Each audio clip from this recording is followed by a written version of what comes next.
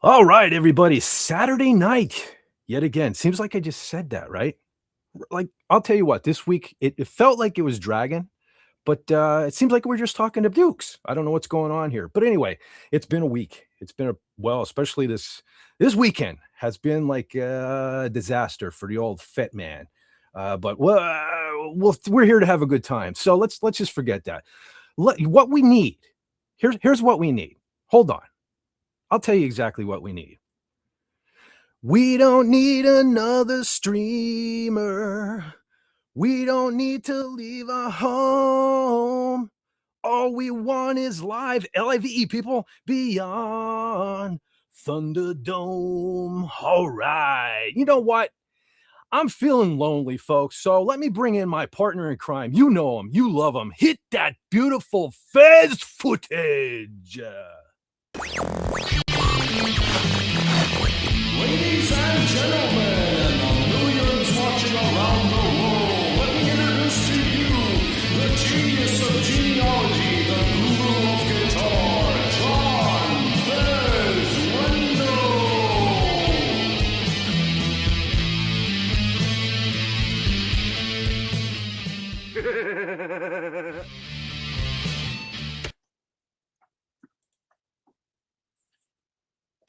Hello. All right, Brother John, if you would be so kind, before we get into the week and all of that there stuff, can we take one moment of silence for this fallen lady? 1 second, people.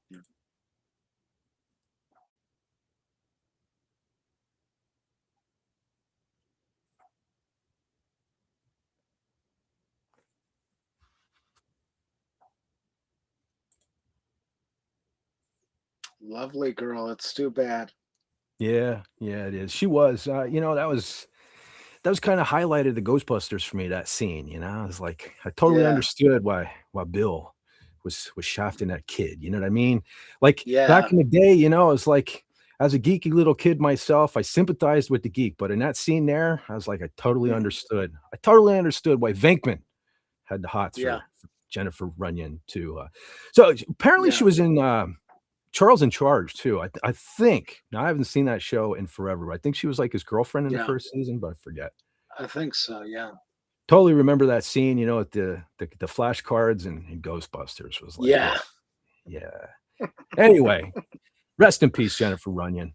So, Brother John, how was your week? Tell us, Brother John. A lot like that. Same as you know, I started doing the physical therapy for the tremors and the numbness. And today the numbness is just slightly, minusculely less than it was. And of course, I've been going into the place to do the physical therapy 3 times a week and do all my little stretchies and, all that stuff. So it's having an effect. It's just going to take a while. I think they said like 10 weeks of that, then MRI. And, doing some Masonic stuff. We've got the blood drive coming up on the 18th, this coming Wednesday. And so dealing with some of that and a few other odds and ends, some shopping. Not too bad a week. I forgot to mention last week I had a funeral to go to. My old DMLA advisor's daughter had passed away, so that was a little weird, but yeah. So other than that, it's been relatively quiet, except for all the running around. Because let's see, Lodge School Monday, uh, PT and stated meeting on Tuesday. Then let's see, Dr. Mashi on Wednesday, PT on Thursday, and down to the antique shop yesterday, which was nice. I got 2 free tools for giving her some information on Ryan pottery, which my great-great-grandfather owned. So, little traveling, a little of this, a little of that, trying to just keep going. Very cool. And, that's all we can really do, isn't it? Right? Just keep going. Speaking of keep going, I'm going to take a run through this here chat if I can, because I just noticed that I lost connection for a second there while you were speaking. So I hope this isn't a repeat. And folks, let me apologize for last week. The technical difficulties were running rampant last week, and I hope they're not going to do it this week, because I did everything I possibly can today, even though I was barely home all weekend. But I did. I rebooted, I restarted, I rejiggered, I did every kind of thing you can do except hard. Right, John? I did every kind of thing you do except hard. Well, I do that pretty good too. But anyway, so I did all I could do. Again, it probably comes down to my internet provider is trying to twist my arm into getting fiber optic internet. And so that's probably the problem. But anyway, enough of that. Let me run through this here chat while I can.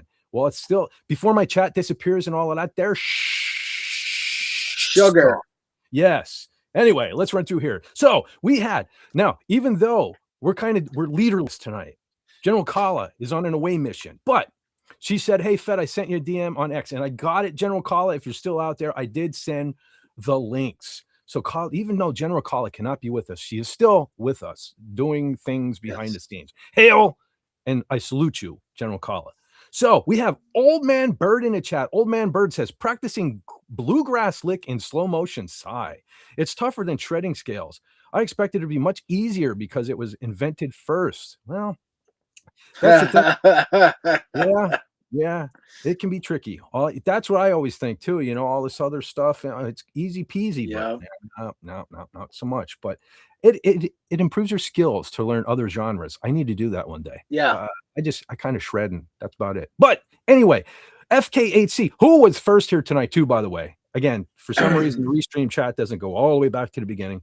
But Brother Tim was here first, and he says, 2 girls enter. One has a cup. Oh boy. I see what you did there. Moving on. Hail Donna. Yes, very quickly. Yes, Donna Hergenrecker is here. She says, hail all, driving for the next 30 minutes, but listening. Okay, so as long as she can hear, I will put the movie of the week up.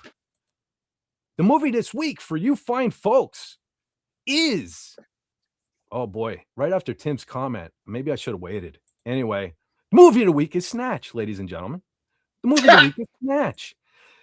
So there you go. I honestly, I've never seen the movie. I never did.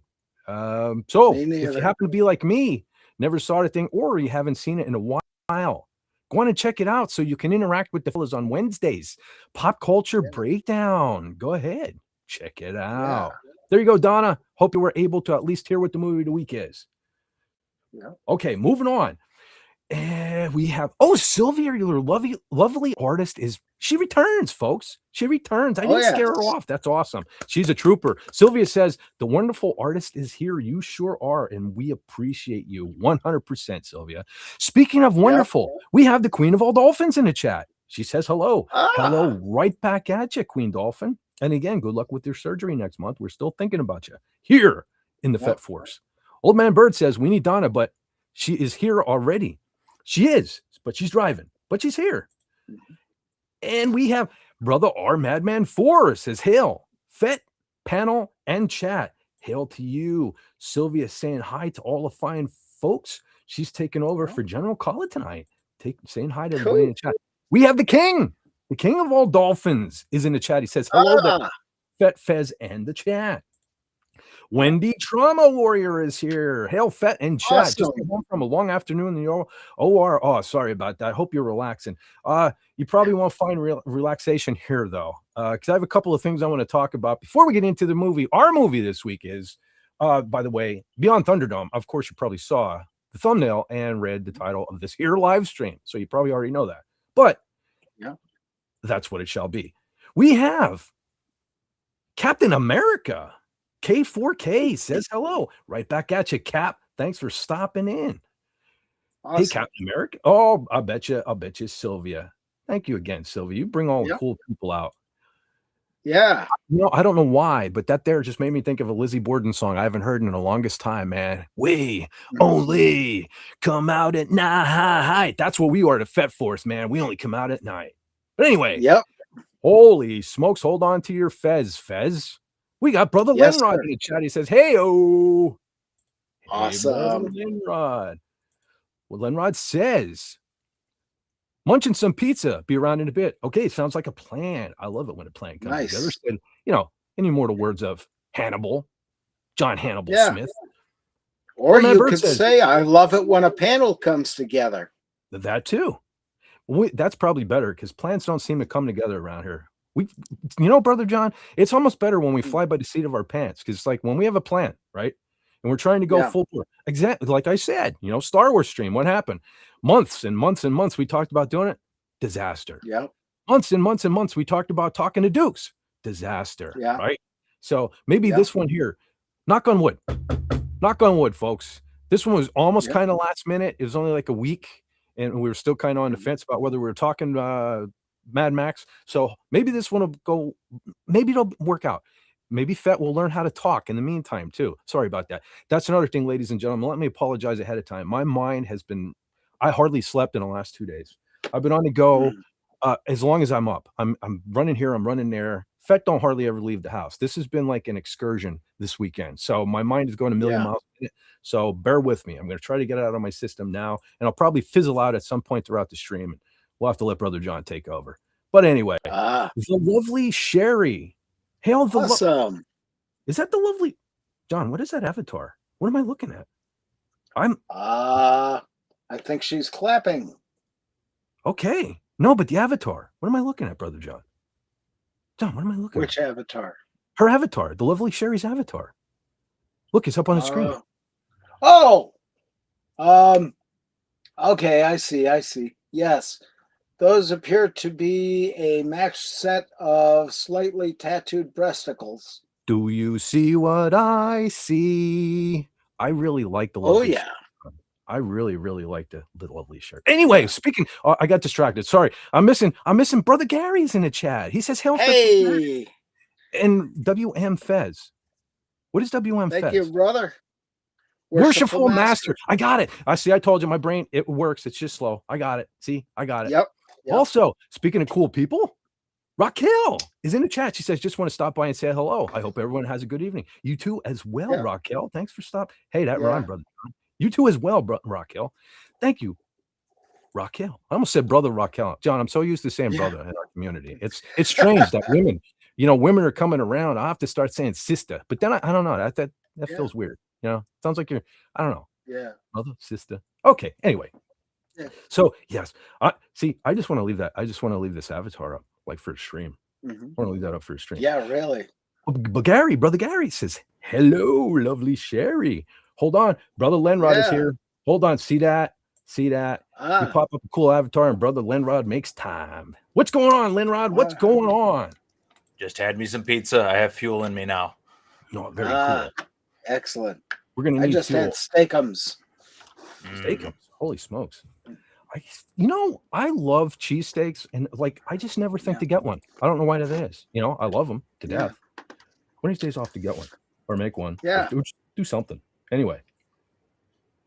But so anyway, back to the chat. Brother Gary's still in the chat, man. That's cool. We love you, Brother Gary.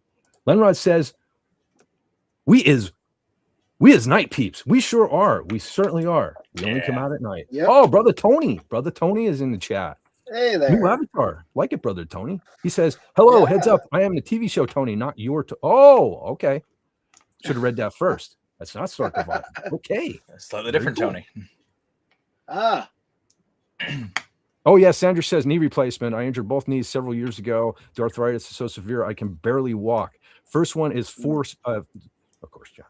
April 7th. Then I'll have another Yeah. done. See, now look at right there. And Sandra is still doing her thing, right? She's still, Yeah. she's probably still piloting. She's producing for King Dolphin. If Sandra can do this, hey, D. Snyder, not to open that up again, not open up that can of worms from last week, but hey, D. Snyder, I know you're not listening, but get on stage, mofo. Get on stage and sing, right? Anyway. Yeah. So Sylvia says hello to Tony Stark. Sandra, or excuse me, Brother Gary says to Sandra, okay, well, purse to you. We froze. There we go. Now it went away. There it is. Okay, so this Tony Stark says, I subscribe. Thank you, brother. Much appreciated. Much appreciated. I have a feeling these are more of Sylvia's people, man. I don't know how to find them. I wish I could find them on my own. It's like I get a couple of people gravitate here, and then like I'm lucky if one or two of them sticks around, or YouTube doesn't like steal them off me or whatever goes on there. But anyway, lovely Sherry is she bashful. You're making me bashful. My cheeks look exactly. That's why I'm not on camera right now. Every time I see her avatar, I'm like looking. My cheeks look just like that. Anyway, just saying. Let's see. Shadow Striker LOL says hello. That's another name I don't recognize. Welcome to the channel. Cool. Welcome to the channel. Speaking of very cool, a 10 Hood. The Sarge is in the barracks. We got the Sarge back, people.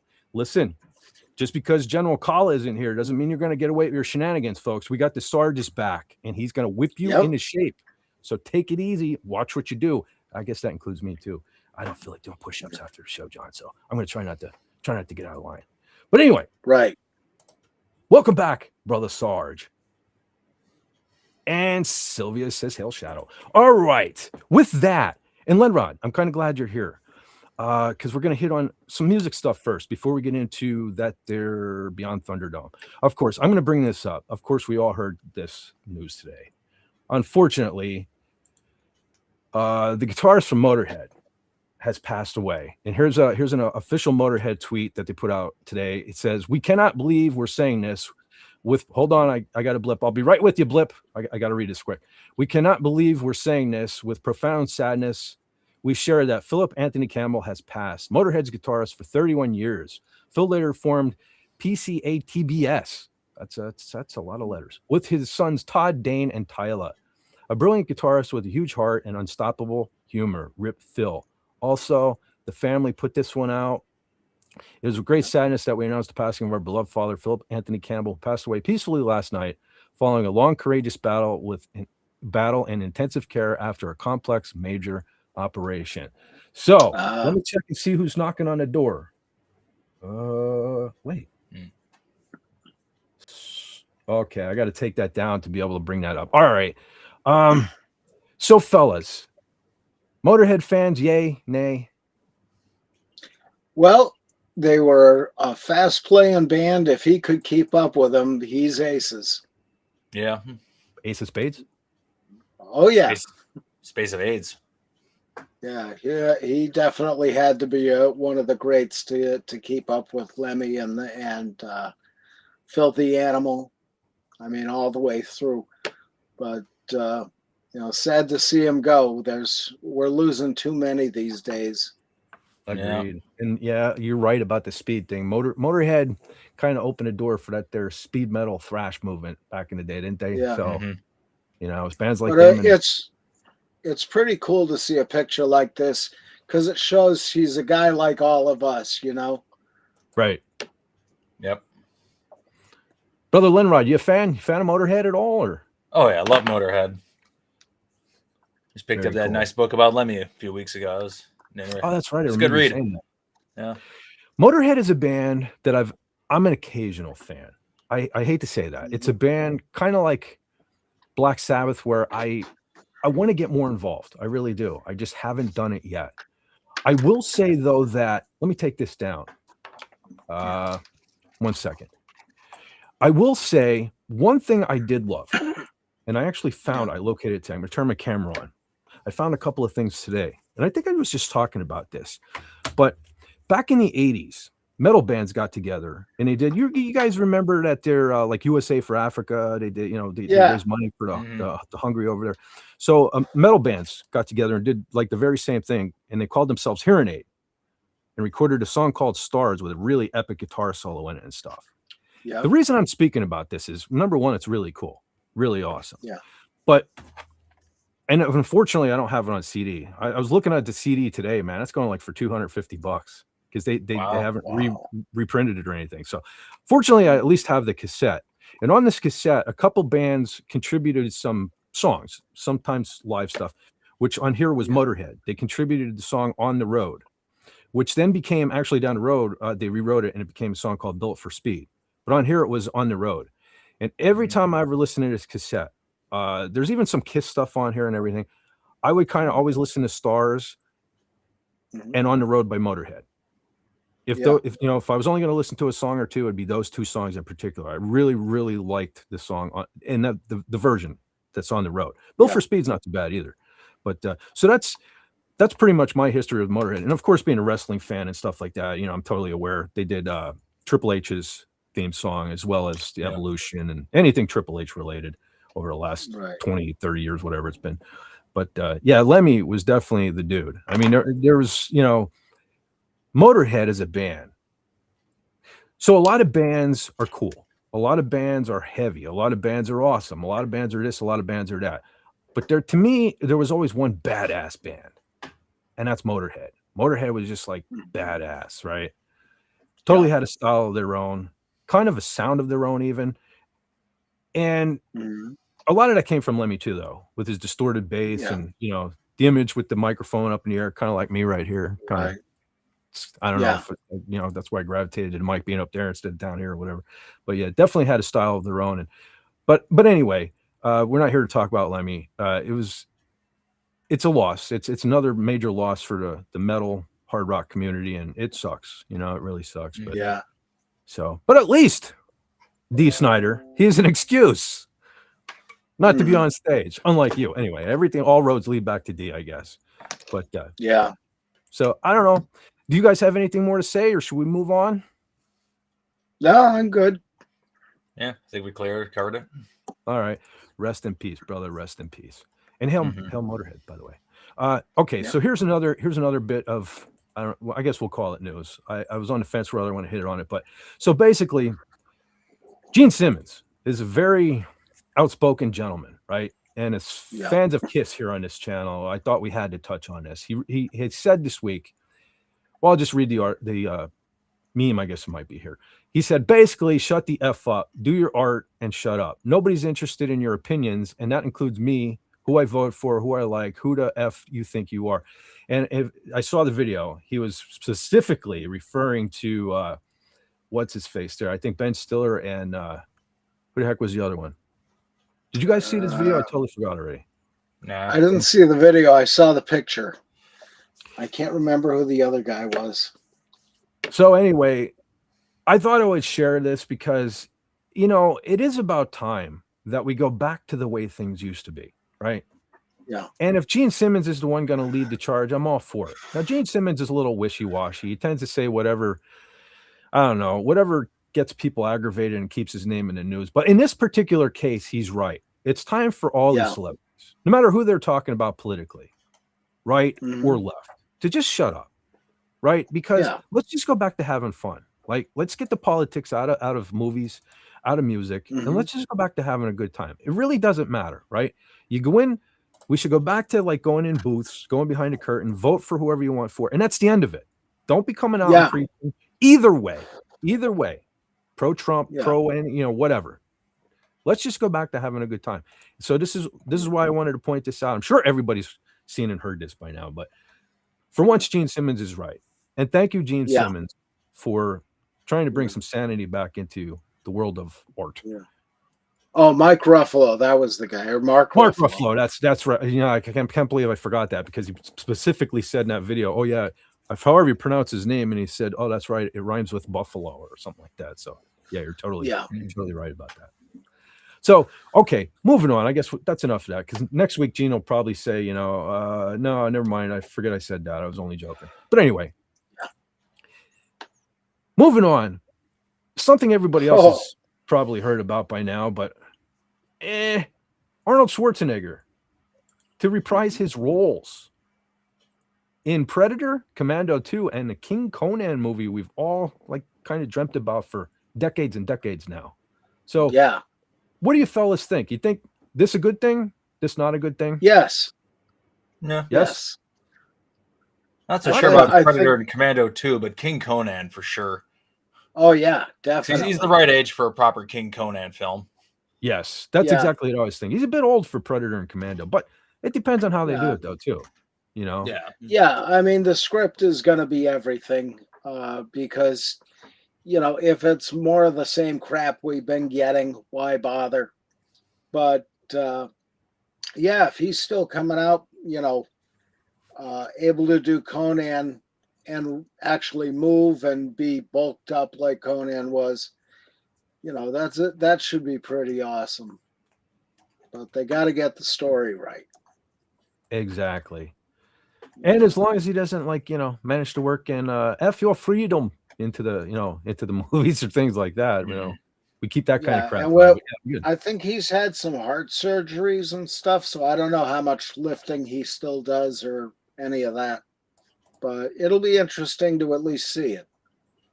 We have technology. We can make him look ripped without him actually being ripped. This is true. Tis true. This is true. And on that note as well, too, I also saw a video clip with Sylvester Stallone. Now, I'm a huge Stallone fan. He's currently working on, I believe it's called John Rambo. It's going to be like a prequel to the Rambo stuff. So that could be interesting if that's done right, too. Now, I hope they don't go, because honestly, I wasn't a big fan of the Creed movies, a big fan of Rocky, but not the Creed movies. So I don't know. It depends on how they do this Rambo thing, but it could be interesting. Especially if he's writing it, because it'll probably be pretty decent. Yeah. Where do you guys fall on that? It's kind of always been the war. It's almost like the Metallica Megadeth thing. It was either like you were Schwarzenegger or Stallone. Which side of the fence do you guys happen to fall on? I'm kind of even with both. Really? Fair enough. Yeah. How about you, Lenrod? I think I've always been more towards the Arnie side of things, but I still enjoy both their movies. Yeah. Fair enough.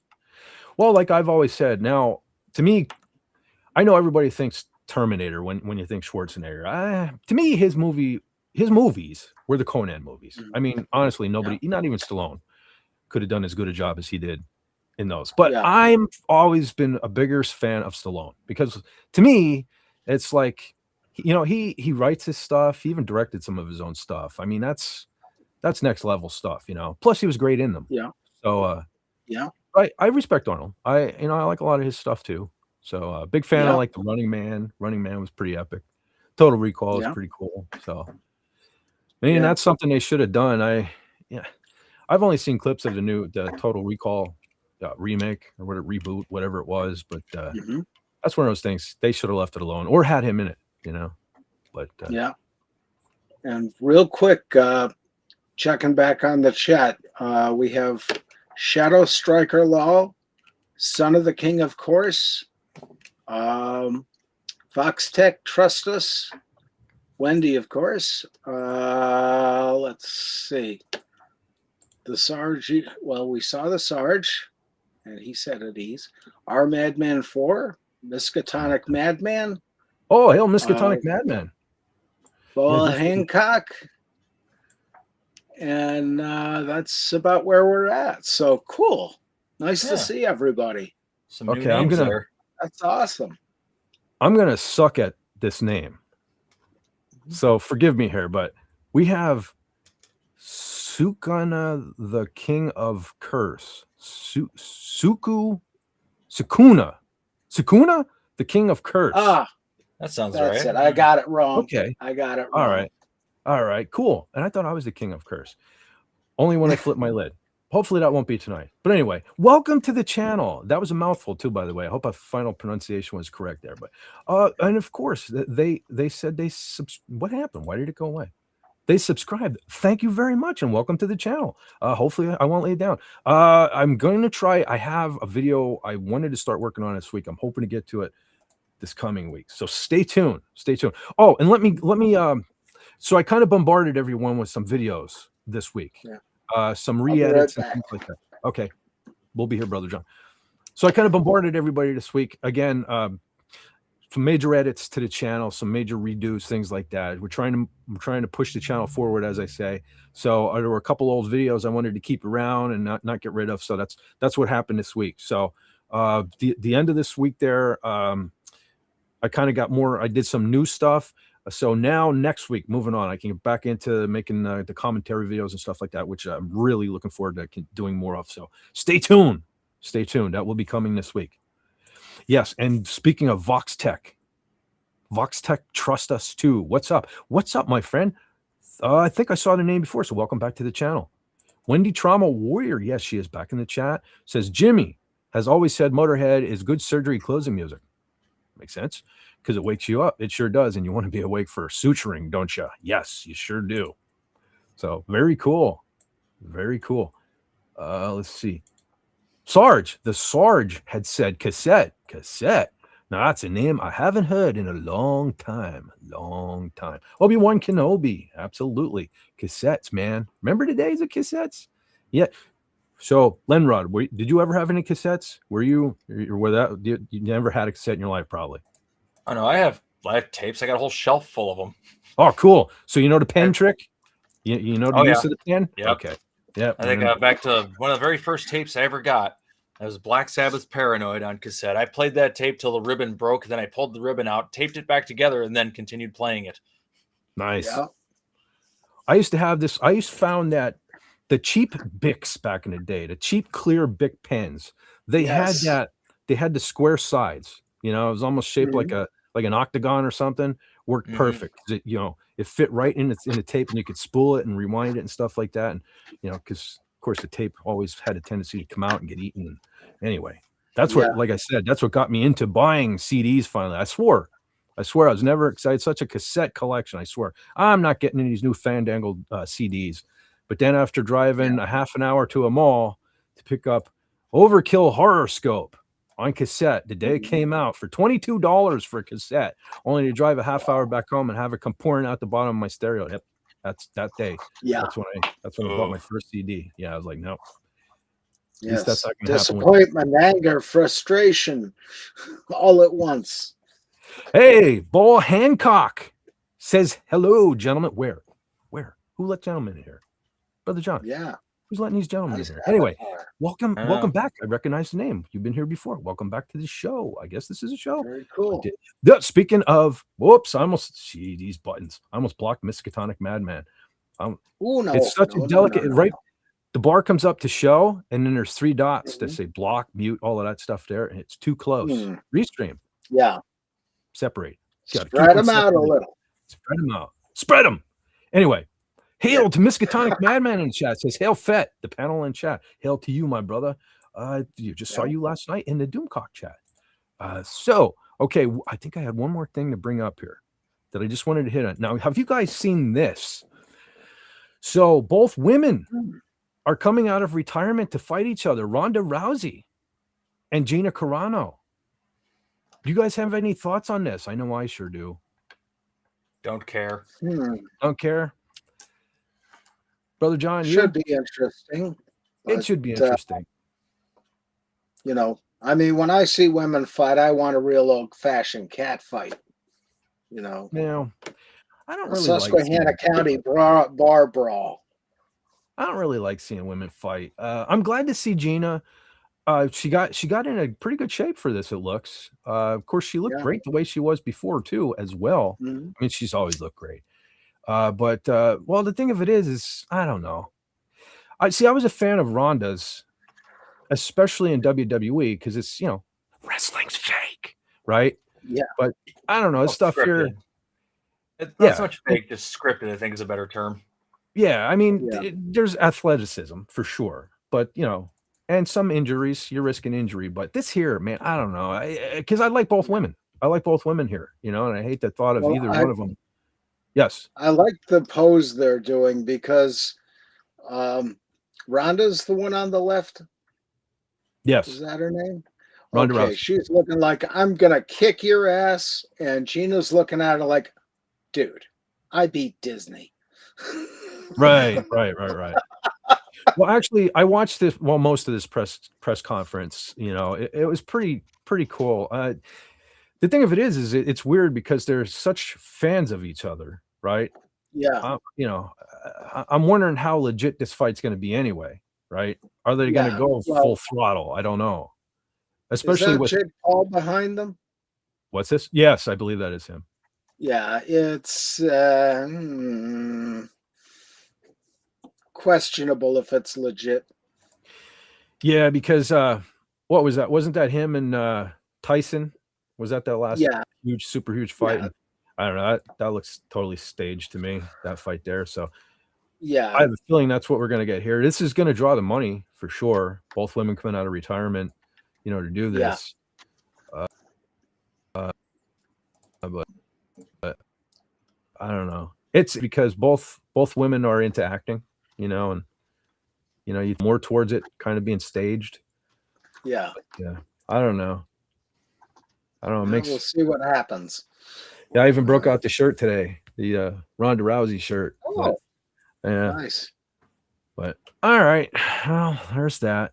Might as well pop this up too. I've been seeing this going around, so I thought this was kind of interesting. This is kind of a neat thing. So they're saying on the left, what you're seeing is the trunk that Obi-Wan kept Luke's lightsaber in his home there on Tatooine was reused in Superman. It was used as the trunk that Lex Luthor kept the kryptonite in, and it looked pretty. Looks like it to me. And then also on the right, what you're seeing there is some of the setting there for the Death Star was reused, and Lex Luthor's diabolical lair there. So I thought that was kind of neat. A little tie-in because I love both franchises, obviously, and sequel. I mean I don't know why I always go right to this. I'm so used to trashing a sequel trilogy. That's the first thing that comes out of my mouth, right? But the original trilogy obviously is my thing, right? And of course, Christopher Reeve being my Superman, that's a really cool tie-in, And of course, John Williams doing the score for both, which both scores are phenomenal. So that's pretty awesome. Nice little connection here. But all right, hey, brother Lenrod, I don't think I asked you, man. How was your week? Did I ask you about your week? roboting? I didn't hear a word you said. Oh, geez, here we go. All right. No, I was just saying, I forget if did I ask you about your week? How was your week, man? My week has involved more problems. Oh, no. He's like, what are the odds that you fix one problem and another one shows up in the same area? Pretty great. Where plumbing is involved? Yeah. 150% for me. Yeah, same here.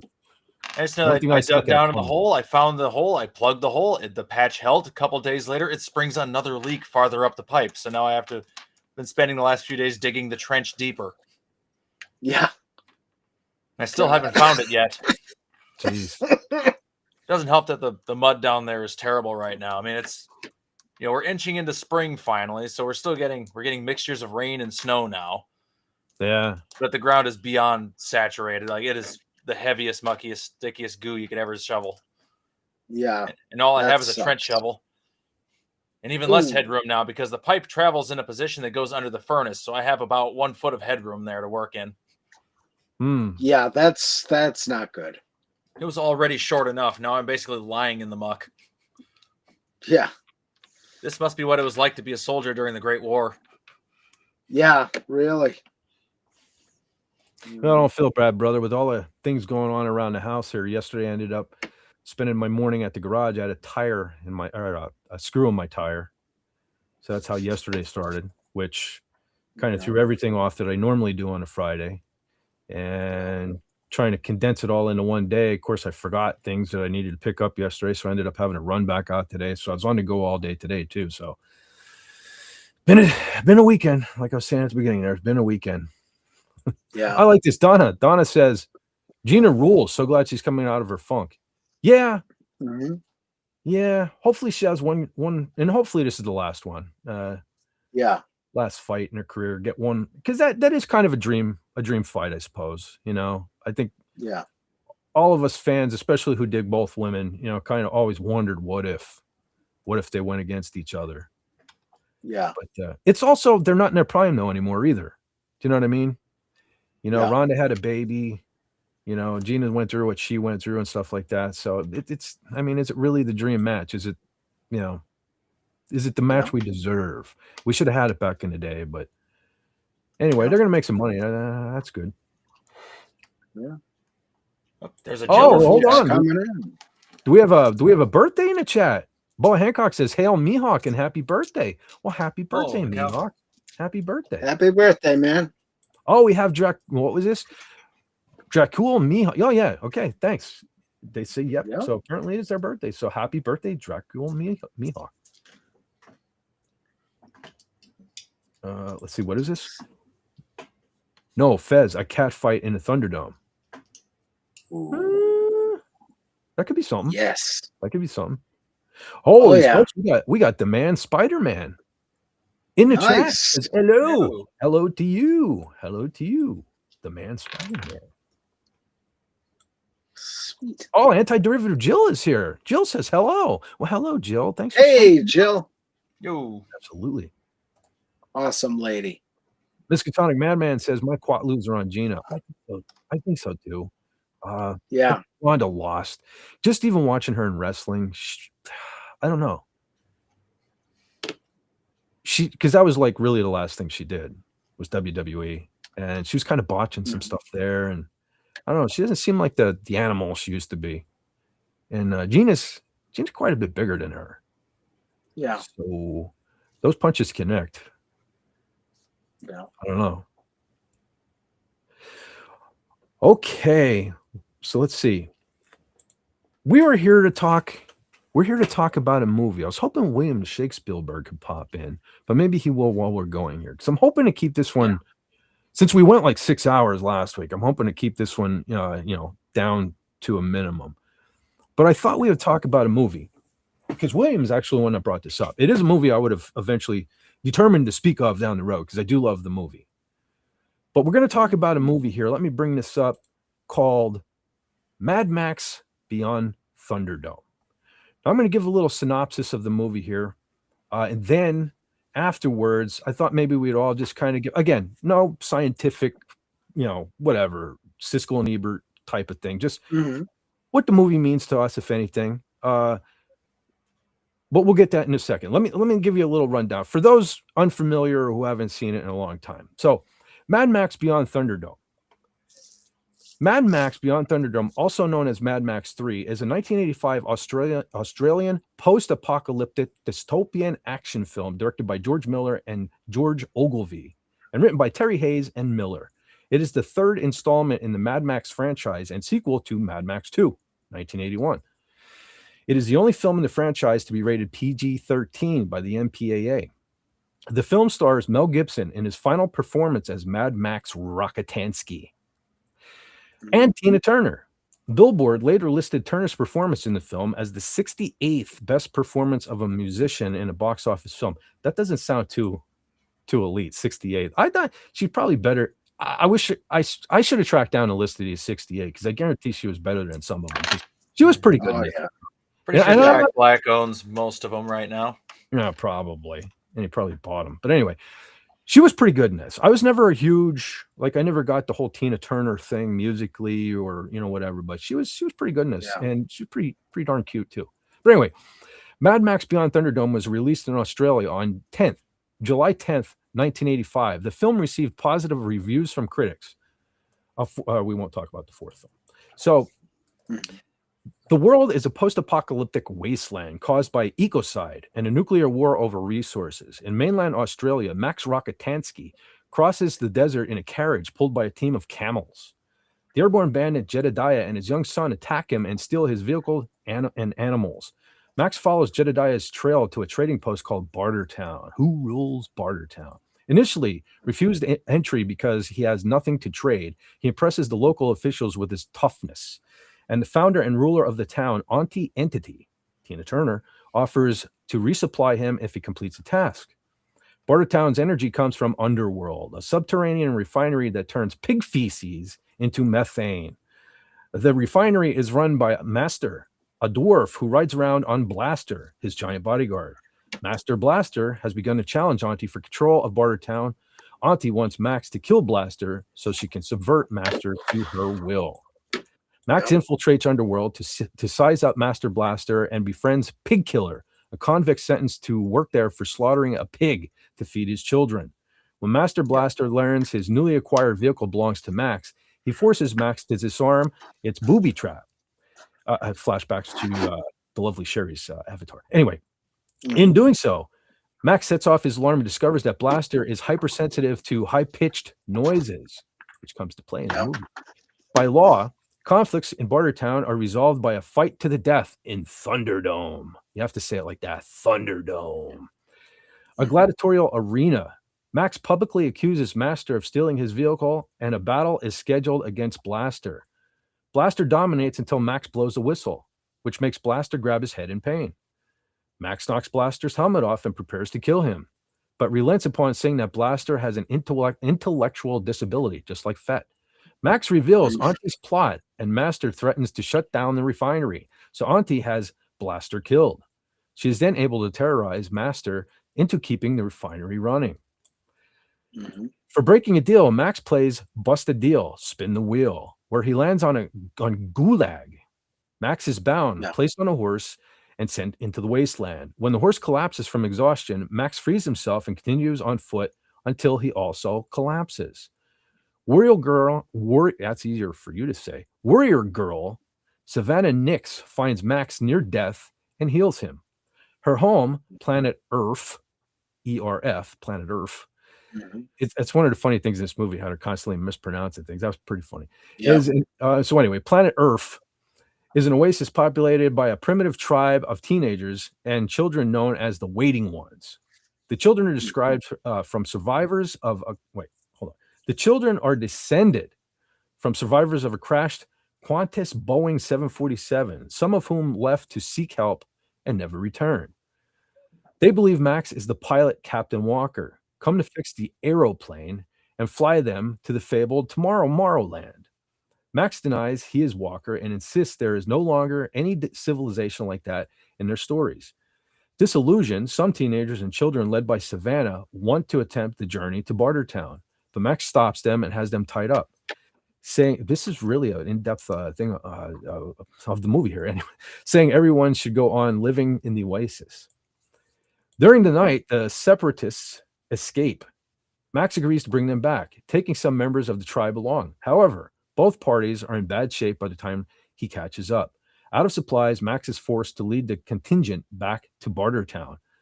The combined group sneaks into Underworld. With Pig Killer's help, the combined group frees Master and escapes in a modified truck along train tracks, destroying the refinery and most of Bartertown in the process.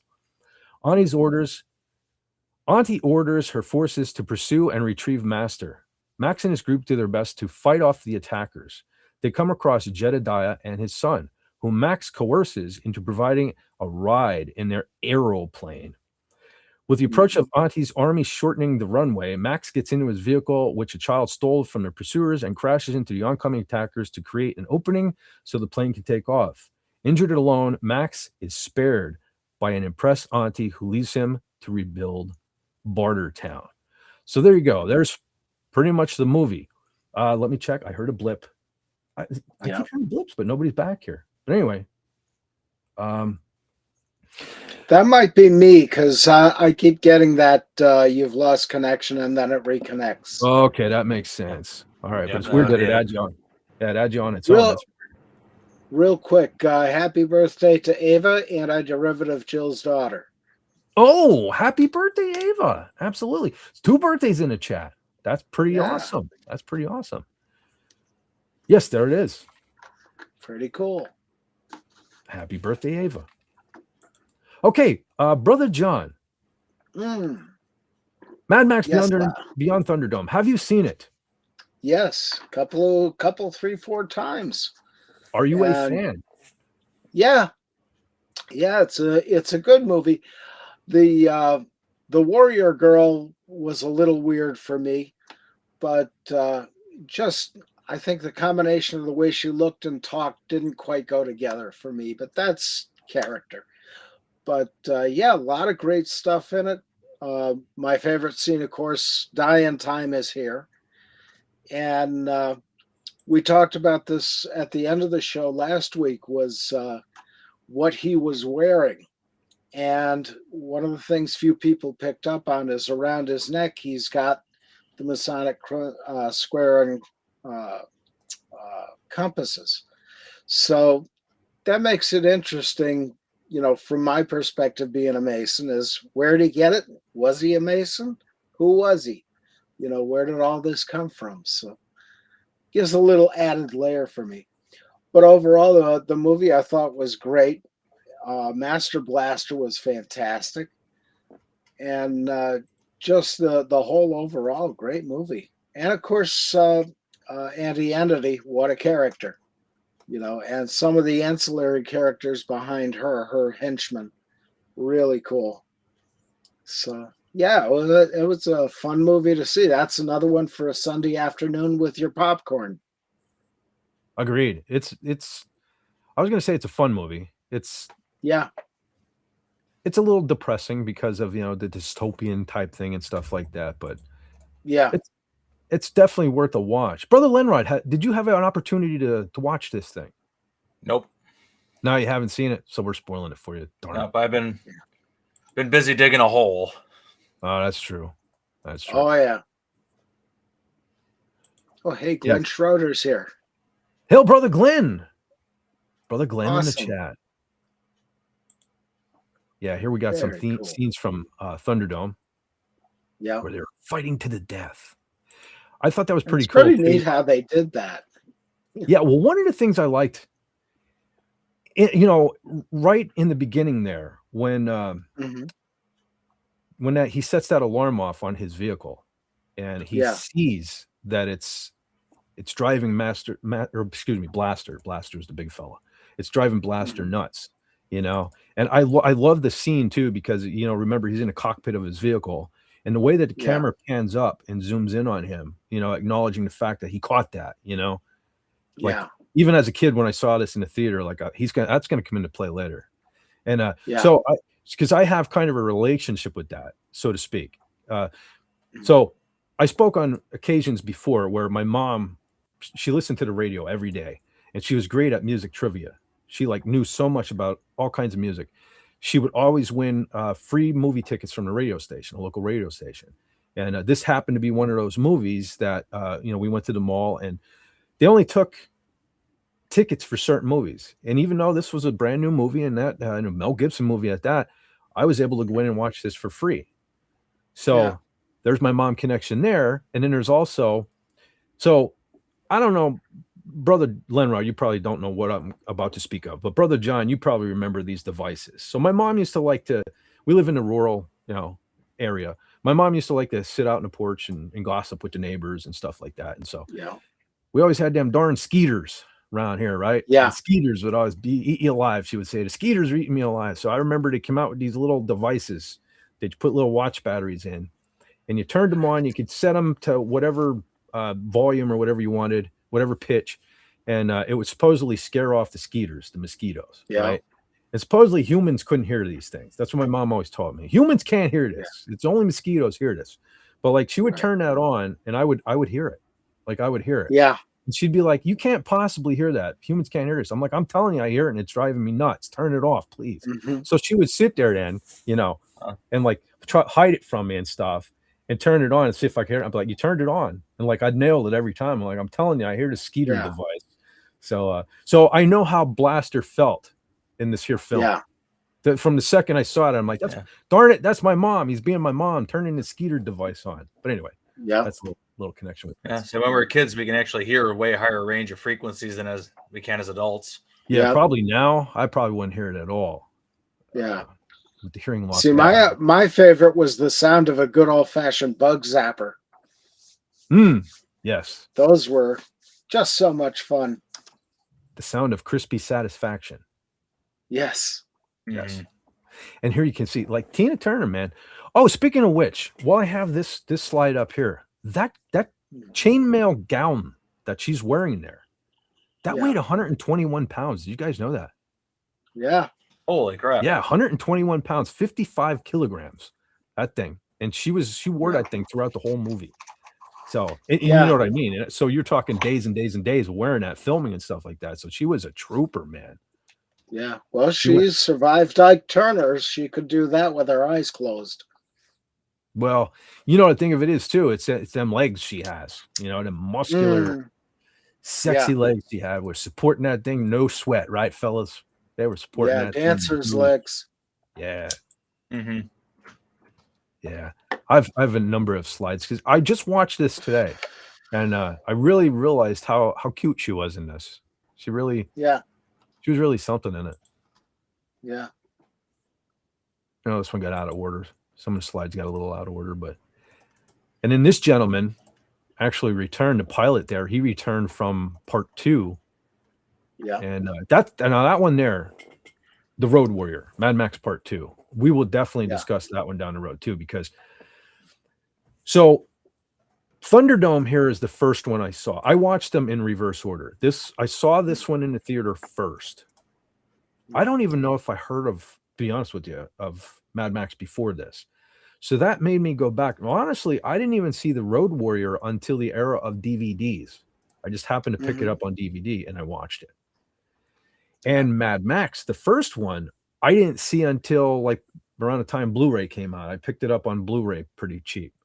And honestly, Mad Max fans don't hate, but that's probably my least favorite one, the first Mad Max. But The Road Warrior is absolutely my favorite. I think that is the best. Yeah. Followed very closely by this one. But now I'm not sure if that's because it's nostalgic to me, being the first one that I saw in a movie theater. So there may be some nostalgia, involved there as well too. But The Road Warrior is a heck of a film as well. So yeah, we'll definitely talk about the fellow with the teeth going is the same guy who played the trainman in the Matrix movies. I can't remember his name. Great actor, but I always think of him he's been around to so many things. I know it seems like a lot of people in our community aren't big fans of Jim Carrey. I am, like, especially some of his older movies. And one of my favorite Jim Carrey older movies is Ace Ventura Part 2, When Nature Calls, right? And this dude is in that too. He's at the end. Of course, he's Australian, and he's the one that when they hear the silverback, mating out in the thing, he's like, silverback, south. That's this guy. He's in. So I always think of him here, in this movie here every time I see him in that. Yeah. But, Brother John, I did have, here's your slides of your dude. There he is. There he is. From this scene. Oh, another thing too. I love this particular scene here too, the way this was shot, because when they spin that wheel, it's almost like there's a light shining from beneath it up onto Mad Max, Mel Gibson. And I love it. It's so tense. You're waiting to see what the wheel stops on, and it keeps showing Max with the light, the shadow reflecting and the light flashing on his face from the wheel spinning. I thought that was very intense and very well shot. Not that I'm any Gary Ambrosia and I know these things, but to me, as just an average guy watching a movie, it was pretty heavy. Pretty heavy, pretty epic. But there you go. There's your symbol you were talking about on his chest there. You're referring to earlier. Oh yeah. Yep. I never caught that until you mentioned that to me, Brother John. Yeah, I found it years ago. Somebody did a thing on YouTube talking about Masonic symbols in movies, and that one came up, and I thought, wow, that's pretty neat. And he was a great character. I have no doubt he's a Shakespearean actor. Yes, his real name is Edwin Hodgman, and his character's name in this movie. Listen to this one, Lenrod. His character's name is Dr. Dealgood. Yet again, something else Motley Crue ripped off, man. He's the one that called Dr. Dealgood. Yeah, Motley Crue, real original, buddy. Yeah, Dr. Dealgood. And so one thing with this movie, and this is going to be a bizarre comparison, but I don't know why. I've always kind of connected this with Return of the Jedi. I don't know. I guess all roads lead back to Star Wars for me, for some reason. Well, they were about the same time, weren't they? Or Jedi came out in like 83. Yeah. So this was like 2 years later, I believe. But this one here, so you have Master and Blaster, right? I don't know. There always this. It was always kind of like this movie's Emperor and Darth Vader to me. You know, Yeah. master apprentice. So you have Max. I mean, he's kind of doing. I mean, typically, you know, the hero's journey is kind of like a thing in especially 80s movies. But you know, Yeah. there's kind of the Luke kind of hero's journey thing going on. The kids in this thing, the kids, right? They were kind of like the Ewoks, you know. Yeah. Like the feral Ewoks, you know, you had the feral kids and things like that. And you have what the hell did I write down here? See, I heard another blip. Was that you, Brother John? Probably. Yeah, there it goes. Oh no, our man 4 is here. We do have somebody else here. Oh, hold on. Cool. Yeah. Hey there. Hello. Oh, Here, give me What's one second. that? Oh, one more quick point I was going to make. That's what it was. How Max, right? When the kids find him, and he's kind of like their savior, right? You know, he's Captain Wonka, right? It reminded me of how C-3PO with the Ewoks, you know, was their golden god, you know, and they worshipped their golden god, and Max became. So I don't know. There's a little, to me, there's a Return of the Jedi connection, but again, probably all roads just lead back to Star Wars for me. But anyway, I just want to point out real quick before we talk to our Madman 4 real quick. Miskatonic Madman says, wasn't Tina Turner around 50 when they made this movie? She looks great. Yeah. She did. That was one woman who she aged pretty good. I mean, time was really nice to Tina Turner. And gotta stay in shape. That's a big part Glenn of it. Schroeder says, who ruled Town? But hey, brother, our Madman 4, welcome. And glad to be are you a back. fan? Are you, since we're talking Mad Max here, Beyond Thunderdome, are you a fan of this movie?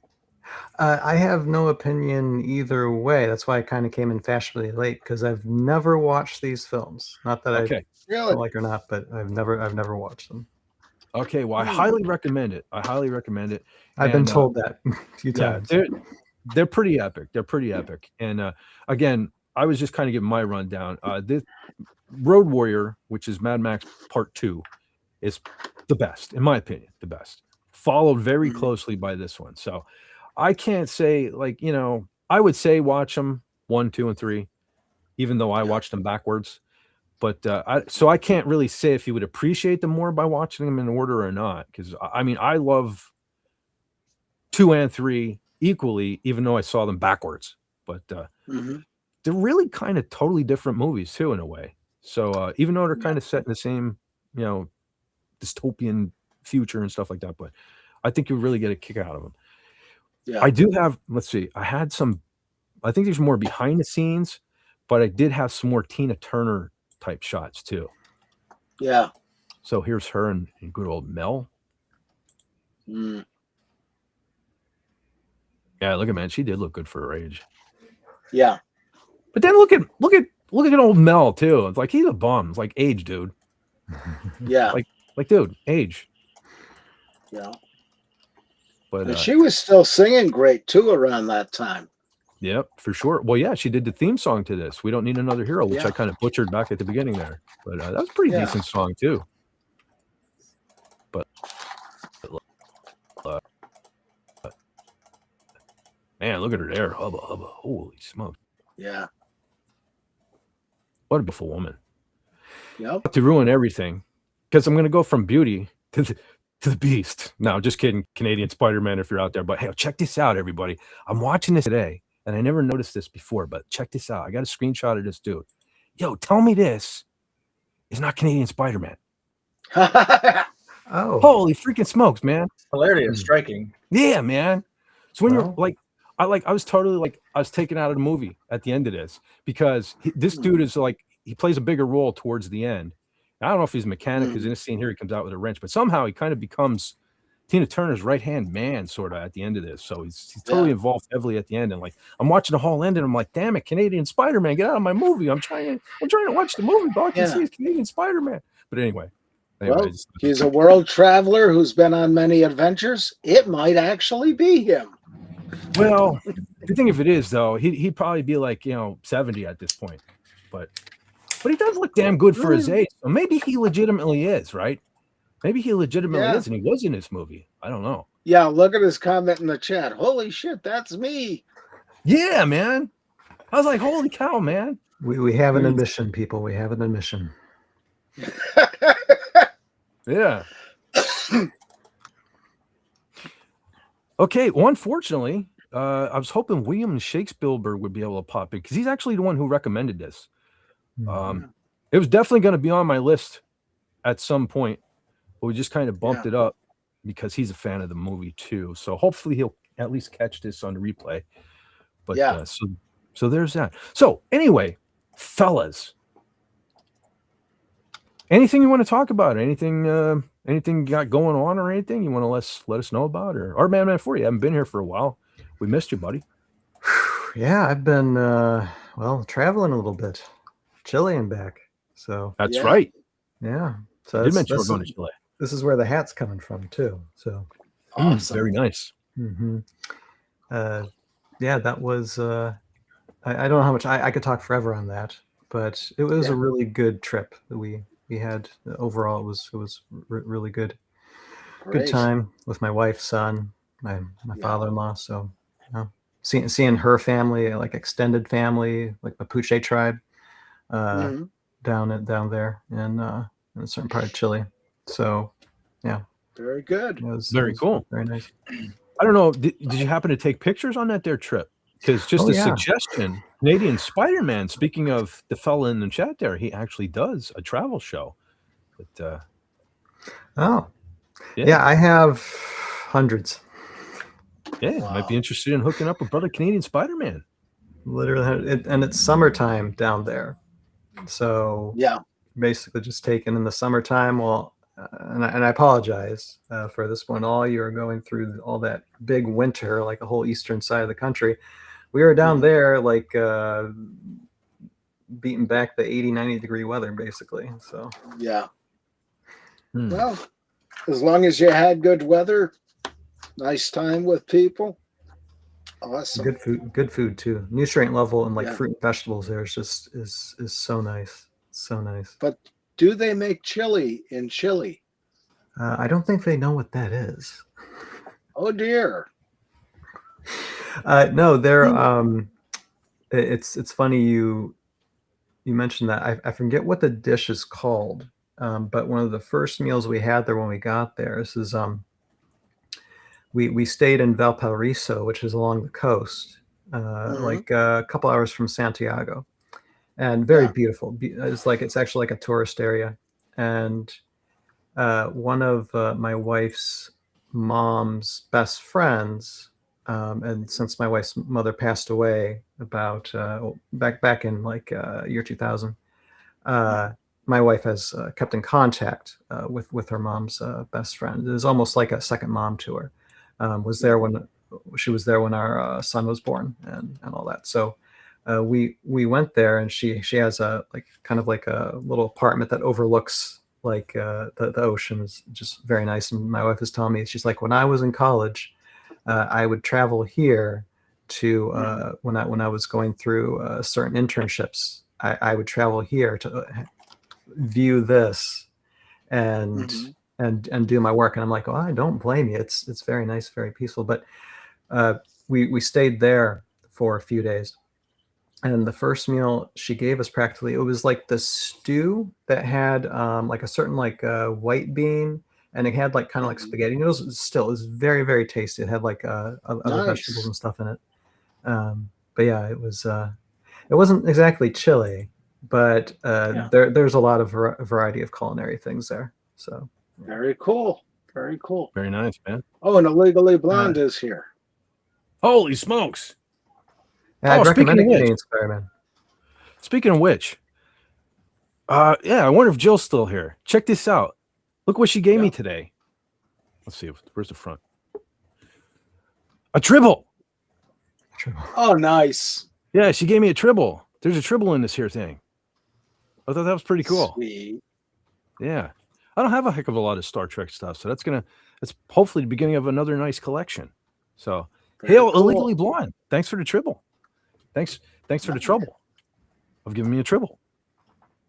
Yeah. I want to I don't think he's in the chat, but I want to shout out Raymond. When I came back from Chile, it was like the second week I came back, I was on King Dolphin TV, and he was basically interviewing me just because I have some life experiences and stuff that we chatted for over an hour, and it was a really good stream. So shout out to him and his channel. Yeah, very cool. Good guy. I know the King of all Dolphins was here, and everyone. That's I put the link to Sylvia's channel down there because she's been such a friend of this channel. I think to a lot of us. You know, I've seen her in a couple chats. She was on Doomcock's chat last night. So she's been she's been bringing a lot of people around all our way. So go and check her out, hook her up. She's putting out some pretty funny shorts the last couple of days too. So, nice.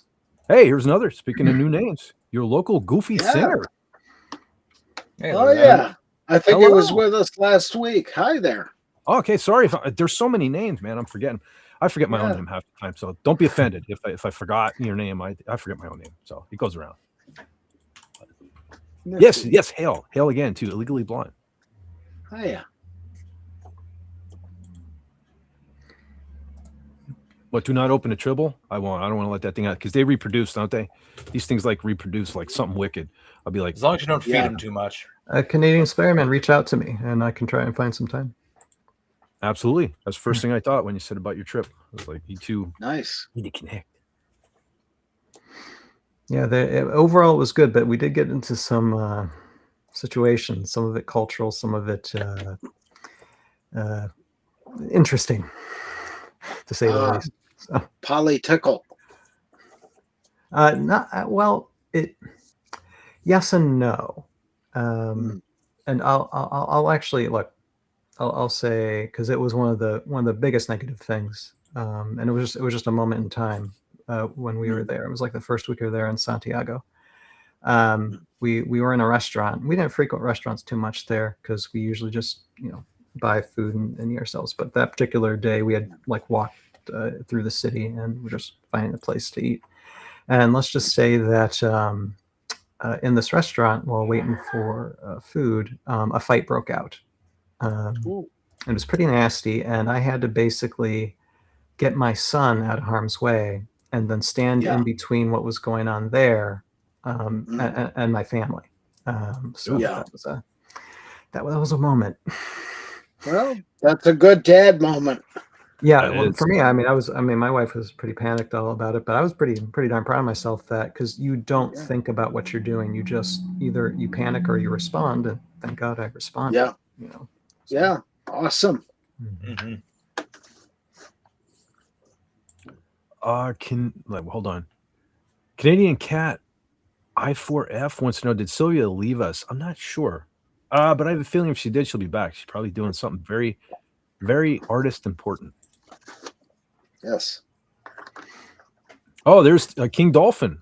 RN Feliciano puts in the chat his link tree. And so you can also, let's see if I can bring up Facebook. Yeah. Grab the old link for Raymond's channel.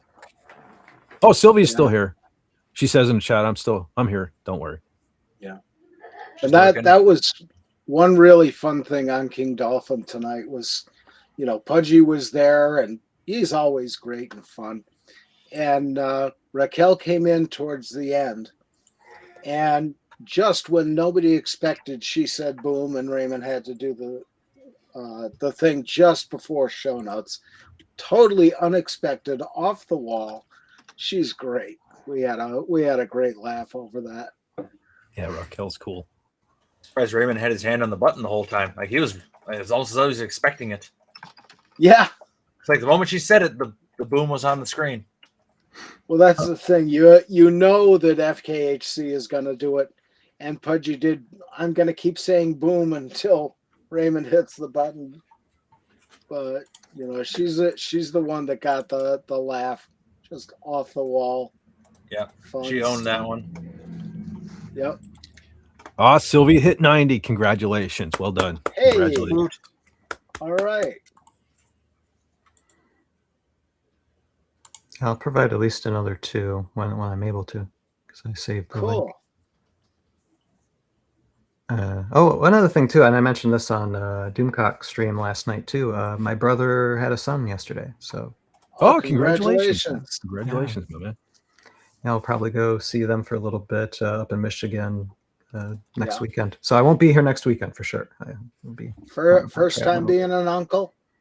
No, been plenty of times actually. I have a few siblings, and all of us now. My brother's youngest, and he's 40. So they're not going to be too many. How would I put it? More kids from us, probably too much. I mean, me and my wife are like looking to see if we can, but so far no luck. Yeah. Well, one day at a time. For sure. I've only got one nephew. That was fun. I could give him back. So. I have nephews that are in their 20s now. So yeah, my nephew's 38, I think, and it was interesting watching him grow up. From kind of a lonely kid into going into the Navy, and then right out of the Navy into machine school, and then getting a job at two different machine repair places, and then going into his dream job as shop foreman at Steamtown, and getting married, and she had two kids from another marriage. So watching him grow up through all that was really cool. And fortunately, his mother got to see all that before she passed away. But wild. Life continues. Yes, do. Yeah, and I'll try to connect with people, although and I might mention this in the end of stream, but I do have a upcoming project the next few, like 2 to 3 weeks. That's kind of like, well, if you don't mind me, Fed, I can explain it real quick. Sure, absolutely. Real quick though, before we get into it, I just want to say to Wendy. Wendy was asking about what Sylvia's channel is. There's the link right down there because Sylvia is pretty darn cool. Get the links. Yeah. So, Hail Wendy. I'm gonna show one box. Some of y'all interested in pop culture or older pop culture probably might know this type of box. I don't know if it's backwards or not, but that's G.I. Joe. That's Serpentor. Yeah. So Renegade Game Studios is like a miniature war gaming, like a tabletop gaming company, and they're the ones that are helming HeroScape currently. And they just they announced last year, because usually HeroScape is non-IP units and miniatures that are just in it. It's the battle of all time in space, so you can bring in anybody to Valhalla. It doesn't matter. You can have elves, soldiers, whatever, soulborgs, just all kinds of things. But this is the first, well, not the first time. Like before 2010, they did have like a Marvel HeroScape. They had like one little master set box before they discontinued the line in 2010. But they announced that they're going to do something with G.I. Joe. So I was communicating with the what is it? Like the advertising director from Renegade, like since last year, trying to pitch like, let me do like something when it comes to stop motion animation. So they're sending me a couple of their master set battle boxes of GI Joe, and I'm going to animate a commercial for them. Wow, nice. It's a low budget thing, but it's a fun start because I just like put in for an LLC for the like the animating that I'm doing and whatever video content I'm doing in the future. So yeah, so I'm basically operating a business. Yeah, very nice. So on my Tales of Hell YouTube channel, I'm probably going to be streaming a bit of that over the next few weeks. All that process. Very cool. We will look forward to seeing that. Mm-hmm.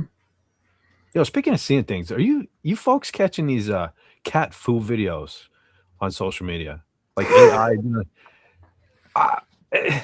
You guys find them as funny as I do at all? Like, I think they're hilarious. I think they're hilarious. Yeah, and also they're the ones with the cats, like as servers, like bringing food to the table for folks ordering dinner at restaurants and stuff. You catch any of those yet too? Some of those are pretty funny too. Like cat walks up like the waiter and puts the food on the table and then takes a bite and walks away. I haven't seen that one. Yeah, there's some pretty funny stuff out there. Sometimes AI can be good. It can be a good thing. Hey, hail. Hail to the Spanish moth Valentino. Hola, Hey ¿cómo there. estás? Hail and welcome. Welcome back, Buenas Brother John. noches. Welcome back. You guys remember that show, Welcome Back, Cotter? Oh yeah. Lenrod's probably like, welcome back, what? I'm familiar with it. Never seen it, but I know about it. That's a pretty decent show. Yeah. John Travolta in it, doesn't it? Yeah, John. Vinny Barbarino, man. Vinny Barbarino.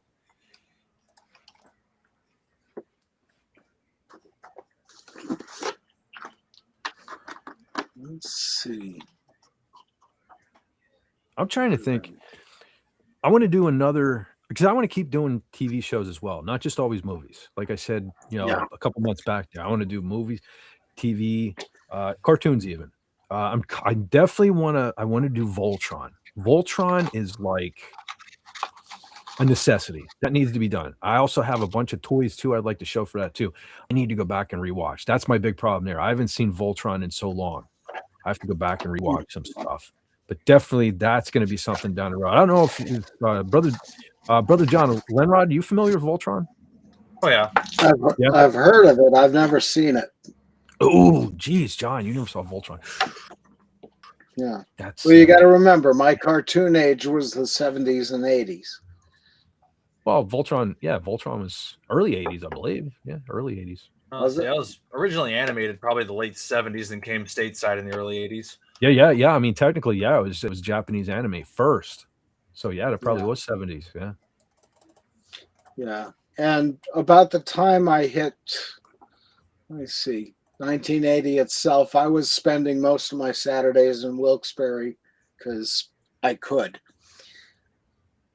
Get out of the house a little bit, see the place, go to movies. I know another cartoon that would probably be right after Voltron would be Masters of the Universe, He-Man, another favorite of mine back in the day. Of course, the original. You guys looking forward to this movie coming out? Yay or nay? Which one?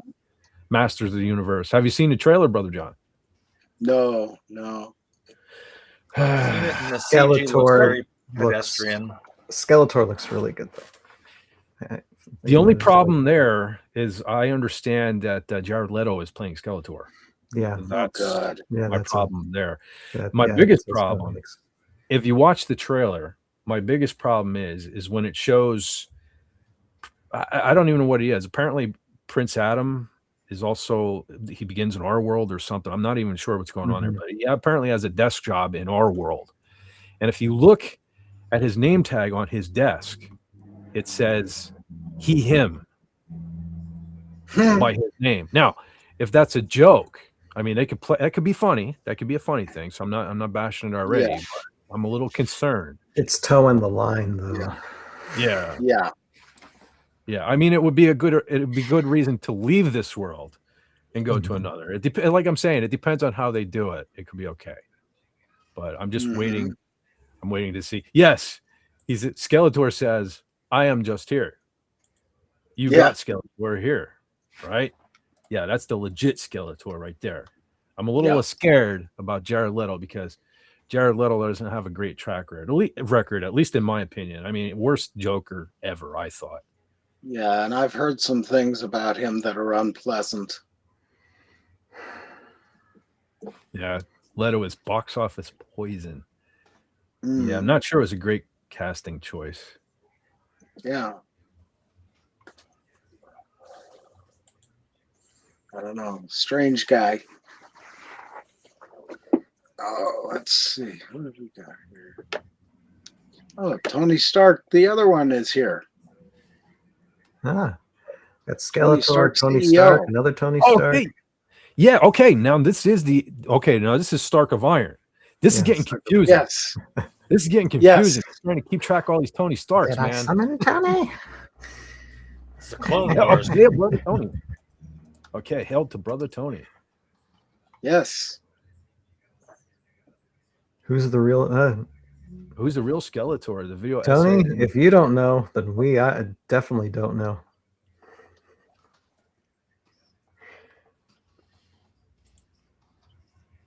Oh yeah, speaking of which, yeah, because we have a Skeletor here too, and Tony's pretty good at doing Skeletor, the voice of Skeletor. Mm-hmm. Stark of Iron. See, Tony, I keep saying Tony, but we actually have 2 Tonys now. Oh, you know, one movie I did catch up on watching finally, Big Trouble in Little China. Finally watched it. Oh, what'd you think? Oh yeah. Kurt Russell made that movie. He I mean, sure other actors did. were great too, but it's just like when he what was one of the first liners that I absolutely laughed out loud at. It was like, if we don't come back, call the president or something like that. I'm just like, Yeah. that's so baller. Oh, there were so many cheesy lines like that, but they worked, man. Especially, you know, you would think him trying to, because he was basically channeling John Wayne Yeah. for that character. You would think those cheesy lines and done in like John Wayne style it shouldn't work, but it totally works. I get scared too because that's another one of the movies where, you know, I've been watching it since I was a kid. So there's the little kid in me still enjoys watching it as an adult, you know, like Carla, you know, 2 weeks ago when we did the Beastmaster, Carla wasn't impressed, and I was like, oh man, that sucks. But I get it, you know. Yeah. Nostalgia plays a big role in certain movies like that. And oh, by the way, I did watch Beastmaster 2 yesterday. I was telling y'all, yeah, I got, and I have the 3 of them now. I have yet to watch 3. I watched 2 yesterday. I did see, I think I actually saw most of it before. I thought I only seen pieces of it, but watching it yesterday, I did remember a lot of the stuff, and I remembered why I kind of tuned it out.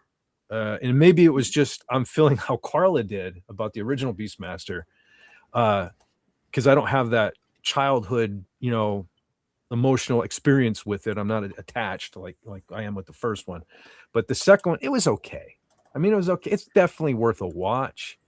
I would probably watch it again down the road, but pales in comparison to the first one. To me, the first one is, again, probably my favorite sword and sorcery movie, right? The first Beastmaster. I love that movie, you know. Again, 80s cheese, but to me, it's good 80s cheese. I still enjoy it, you know, even as an adult. It's something that, you know, believe it or not, I do get sick of Star Wars and things like that. And it's one of my go-to movies, you know, along with Big Trouble in Little China, you know, Flash Gordon. That's why we've covered them already, you know, because they're so important. You know, like I do, again, I love Beyond Thunderdome, but it's, as much as I love it, I don't think of it as often. It took William Shakespeare to remind me. Yeah, I do love that movie. Yeah. But whereas Beastmaster, man, yeah, that's a go-to all the time. I dig that movie. You know, at least once a year I'll watch Beastmaster first. Yeah. So. Oh, Raymond, that's a great idea. What happened? Raymond had a great idea. Well, I guess things do happen on occasion. What happened? Well, he's asking if Sylvia would care to be interviewed on KDTV. Yeah, that'd be awesome. Yeah, there you go. I don't know if Sylvia goes. Sylvia, do you go on channels at all? Because, you know, you're welcome here if you ever want to mic up or whatever. You don't have to come on either. You know, you can be an avatar, kind of like me right now. Yeah. Or Lenrod. I never used to show my ugly mug on camera. And see, I can get away with it tonight because General Collins not here saying, why is your microphone not on? Now, she'll yell at me next week, but I can get away with it this week. Blip in 3, 2, 1. Yeah, John, you dropped out and came back, man. I don't know what's going on with you. It's doing that thing again. I get to be Carla tonight. See, now I'm wondering, I'm going to have to talk to more people who are using Restream to see if they're having the same issue. Yeah. Because I was going to bite the bullet. Use Restream? Are you having people dropping out and coming back? You having that problem? I usually go through Discord to bring a panel on. And then I just put a Discord window on like my OBS window, and then I just use Restream as just streaming. Usually, I have no idea how to use Restream in this way. Yeah, I never been a fan of Discord. So I don't know if I could go out. For me, it's the better option at the moment. Yeah. Brother Tony says, I don't show my ugly mug. I got a voice for radio. Sadly, also a face. Same here, buddy. Yeah. Same here. But if I can Same. do it, I can do it. A voice for Yeah, radio, I and a face for radio, and a voice for print. Yeah. Yeah. But, you know, it is a little more personable, I suppose. And is Carl on the way? I'm embarrassed to say I forget why she told John. Why did she say last week? I know she had something going on, but I totally forgot. Something going on with the family. Yeah, I think visiting grandkids or something. Yeah, you know, Carla would have been here if possible. Yeah, but Canadian Spider-Man says he meant camera, but yeah, we definitely notice when Carla's not around. Yeah, well, you notice I'm trying to maintain my composure, no profanity. I'm trying to keep it in check. I'm acting as if Carla was here, or at least trying to. Try to maintain some standards. Mm-hmm. Try to let her know her little boy's all grown up. Mm-hmm.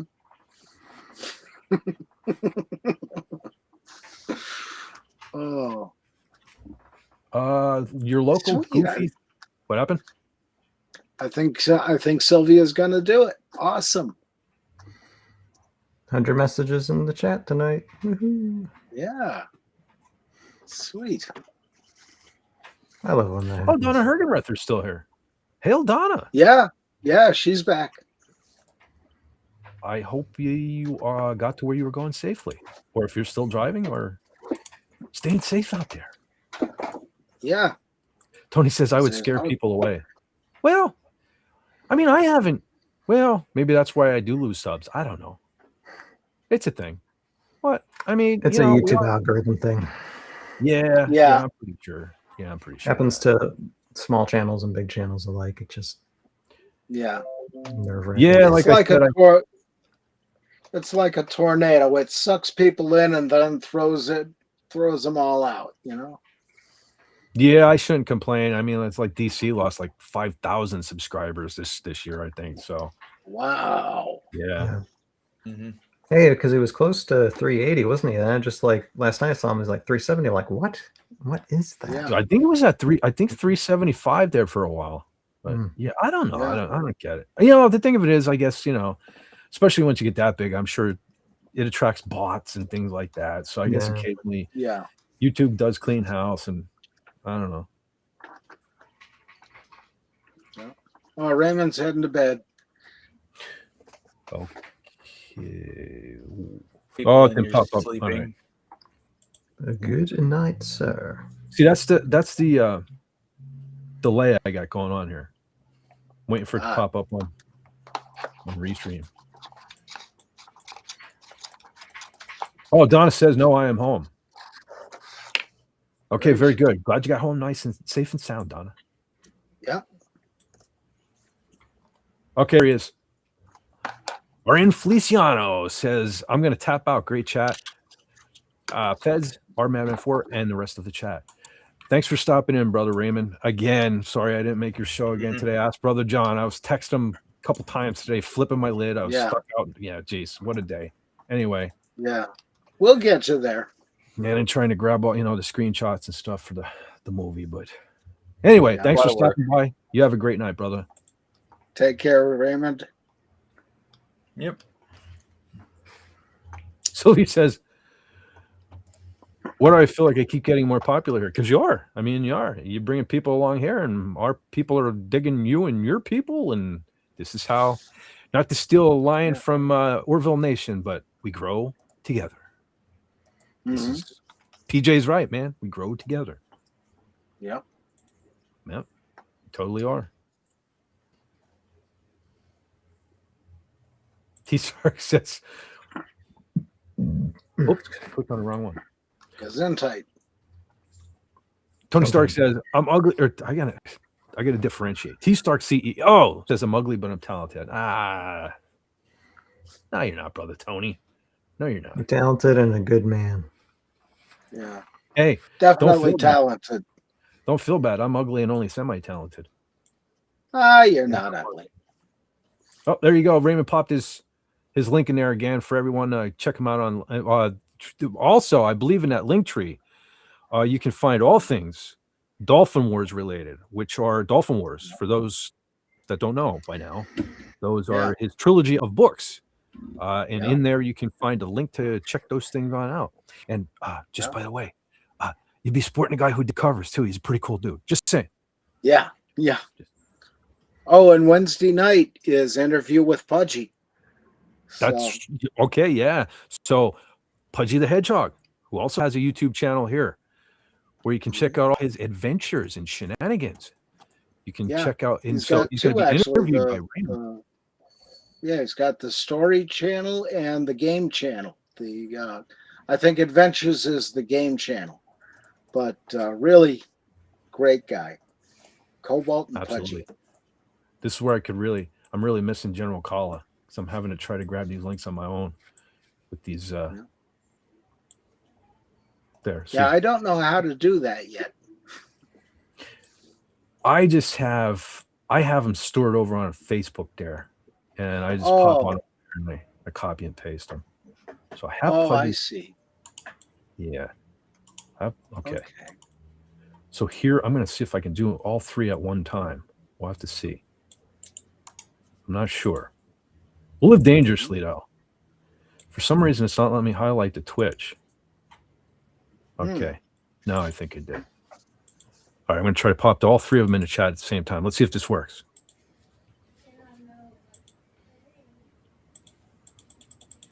Huh. No, it's too many. It's too many. Too many for the chat. I'll have to put them in separately. Yeah. Hopefully I can do the YouTube as... Darn it. Technology. Work with me, please. Yeah. There we go. There are the YouTube channels. Now let's see if YouTube will allow me to put the Twitch in there. I think I did it before. There you go. I guess I was about to say I've never been on Twitch, but I guess I was, because as a matter of fact, the last time Pudgy was here, I think he pointed out that I have a Twitch. I really don't remember. I don't know. I probably just did it to follow him over there. There we go. There's the Pudgy Stories and the Pudgy Hedgehog Gaming. There you go. So there's the two YouTubes. And for any of you folks that are on Twitch, you can go over there and do some gaming with the Hedgehog. Yep. And also don't forget to catch him on King Dolphin this Wednesday. It's coming Wednesday. Where you can find out more about that little hedgehog.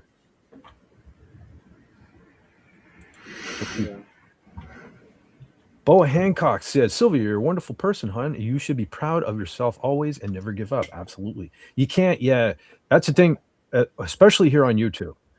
It's a frustrating place. It is. I don't know if. Yeah. I'm assuming you people are new to YouTube, because Sylvia being at 90 subscribers, I remember that's one thing going. Well, geez, I was honestly, if you go and you look at the channel information, I didn't create a new channel when I just decided to take this seriously. So my date was like 2012.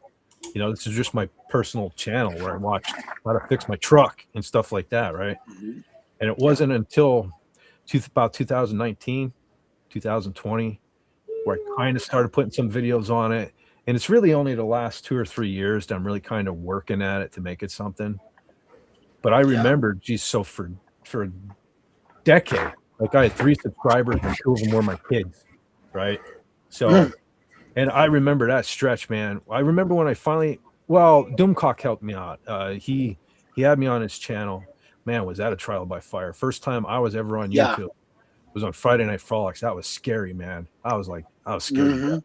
But anyway, so honestly, he got me to like 200 subscribers, like pretty darn quick. But I remember that stretch from like, I think it was 200 to 400 kind of went quick. But that, man, from like 4 to 6, that 200 there, it just seemed to take forever. I mean, you just have to stick with it. It's frustrating. You'll gain subscribers, you'll lose subscribers.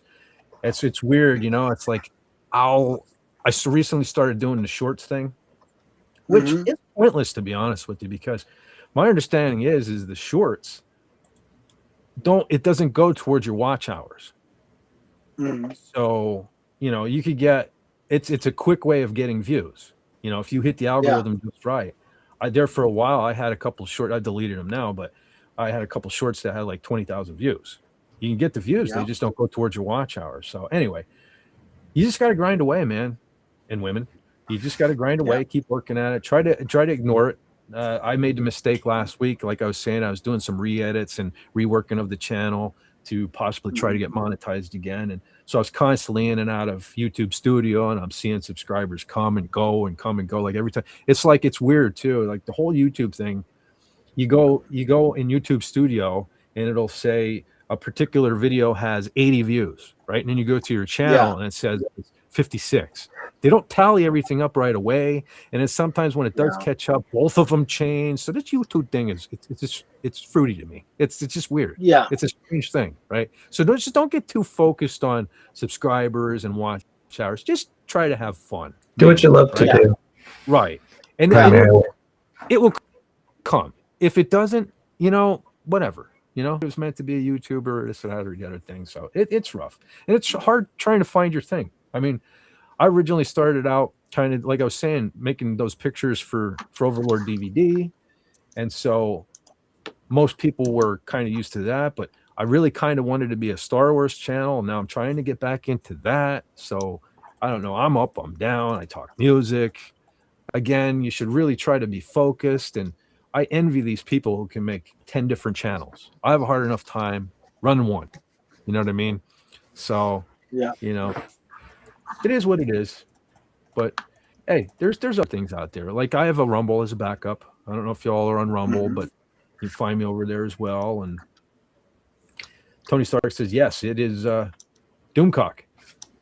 Helps it. Yeah, he's been a help to all of us too. It's nice when you get to be a part of a community, especially a community as cool as this one, you know, where everybody helps each other out. Now, I've run into some people who, you know, they're only out for themselves, you know, always looking for something in return. But for the most part, most of the people in this community are good people. They shout you out, you know, they hook you up. Yeah. So that's kind of a key to success I'm finding here on YouTube too.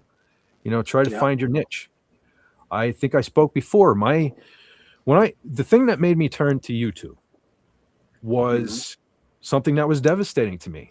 Yeah, at first, you know, when I saw The Last Jedi, right, and it killed my Star Wars, I thought it was the end of the world. But I turned to YouTube, and I discovered some folks here that felt the same way as me about what Disney did to Star Wars. So I kind of started watching some shows, and they started having some other YouTube content creators on, which led me to other people.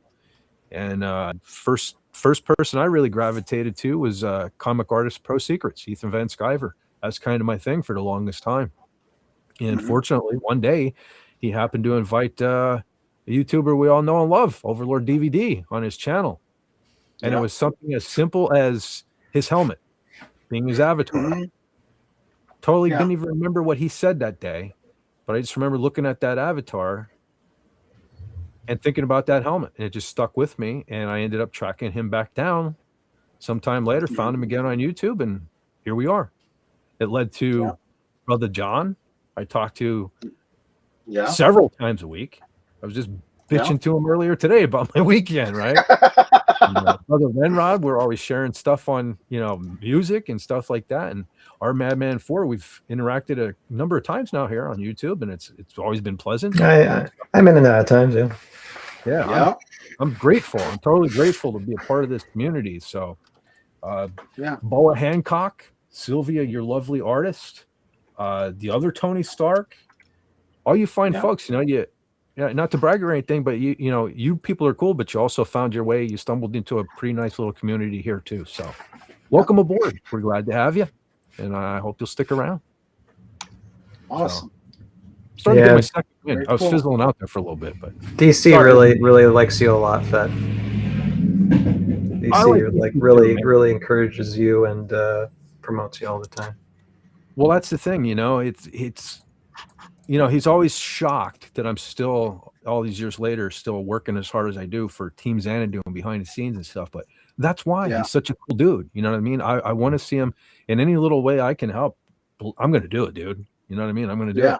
He's been he brought all you cool people into my life, Gary Ambrosia, cool dude, man. One of the coolest people in my life.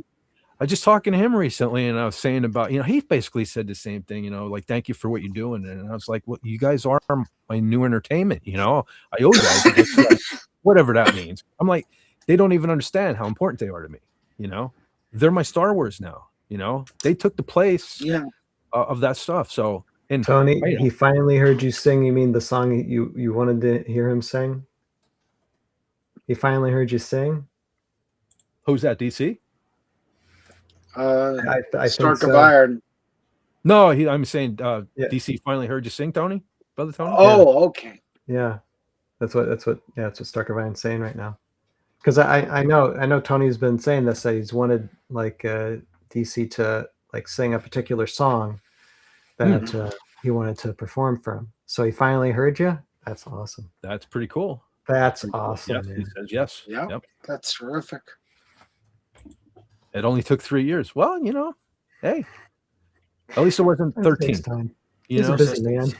Yeah, he's a busy guy, dude. Believe me. Of course, I interact with him quite a bit. Lock him up. Yep. Yeah, the stuff I'm working on and stuff like that. And yeah, he's a busy guy, though. I mean, that's the thing. That's where I've been on the fence about the whole monetization thing. Because number one, I don't want it to be a job. Because nobody likes their job. When it becomes a job. And you have a deadline. It's more fun when you're doing it for fun, So, but I know from talking to DC, it's like it's a grind. It really is a grind. You really have to stay, because I compare it to like professional wrestling. Professional wrestling is one of those things where when a wrestler's on top, it's because they're working. They're working every day. They're not just doing what you're seeing on television. They're doing the dark shows that aren't televised. They're going from city to city and doing that same match week after week after week, untelevised, taking the bumps and the bruises to stay on top. You look at a wrestler, they get injured, they're out for 6 months, everybody forgets about them. You know what I mean? Yeah. It's the same sort of thing here on YouTube. You don't keep that constant. That's the thing. You just got to keep going. People forget, and the algorithm doesn't help you in any way, because if you're not putting content out, they're not pushing you. So they're not helping people to remind you in most cases. Now, one cool thing that's been happening recently is I've been seeing Cardinal Sin. YouTube has been recommending Cardinal Sin videos, which is pretty cool. I like that. But that's kind of an exception, because there are so many channels I used to watch back in the day where occasionally, once every 10 months or something, I'll be like, holy smokes, this guy, I haven't seen this guy in forever. So YouTube doesn't help. You got to really work to, and as far as getting in the algorithm, I every time I think I figured it out, nope. Yeah. It moves the goalposts. And then in Doomcock's case, remember, he puts together those packets for the various membership levels, and he was going through a really hot period, and he was having trouble getting all that done, doing his usual daily normal life and the channel and the videos, plus the live streams and all that. That's one busy guy. Yeah. Yeah.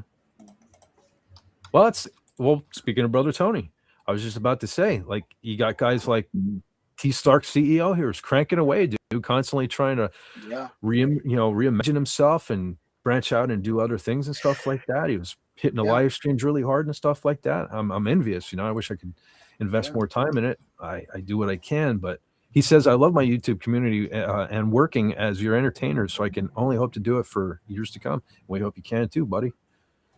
Yeah. Oh, Sylvia says other Tony is back. Ah. Yep, the other Tony's back. We got 2 Tonys. Yeah, we do, right there, right above. We got back-to-back Tonys, man. Back-to-back Tony Starks. Ah, that should be a Lord of the Rings movie, The 2 Tonys. The 2 Tonys. Please don't hurt me. That's one place where I hope I didn't ruin it for myself, the Fett thing. I often think, I hope, Lucasfilm and stuff like that. I hope there's no issues with that. No, I wouldn't think so. Yeah, I hope not. You know, because at one time my avatar actually said Star Wars Fed for Hire, but Yeah. kind of Star Wars wore out its welcome there with me for a while, so changed it to Evil Genius. Canadian Spider-Man says, Doomcock busts his ass and is such a passionate guy. It sure would be nice to see him hit $500,000. He should be way up there. He really should. There's no doubt in my mind YouTube is holding him back, and I don't understand it because he's constantly putting content out. Because for those of you who don't know, Overlord DVD, if you join his channel, man, he puts out regularly member only videos where you think he's funny and stuff in his normal videos. He really gets to cut loose in the member videos. So it really does pay to join, because there are different levels. You don't have to go all out. But now one of the benefits of being an Arch Villain, which is a top tier, is he also does at least once a month, he'll do like a members live stream where if you are an Arch Villain, you can actually go on with him and you can talk to him. And again, don't be afraid. You don't have to go on camera. Doomcock himself doesn't go on camera ever. So you can go on as an avatar as long as you have a microphone or your phone or something like that.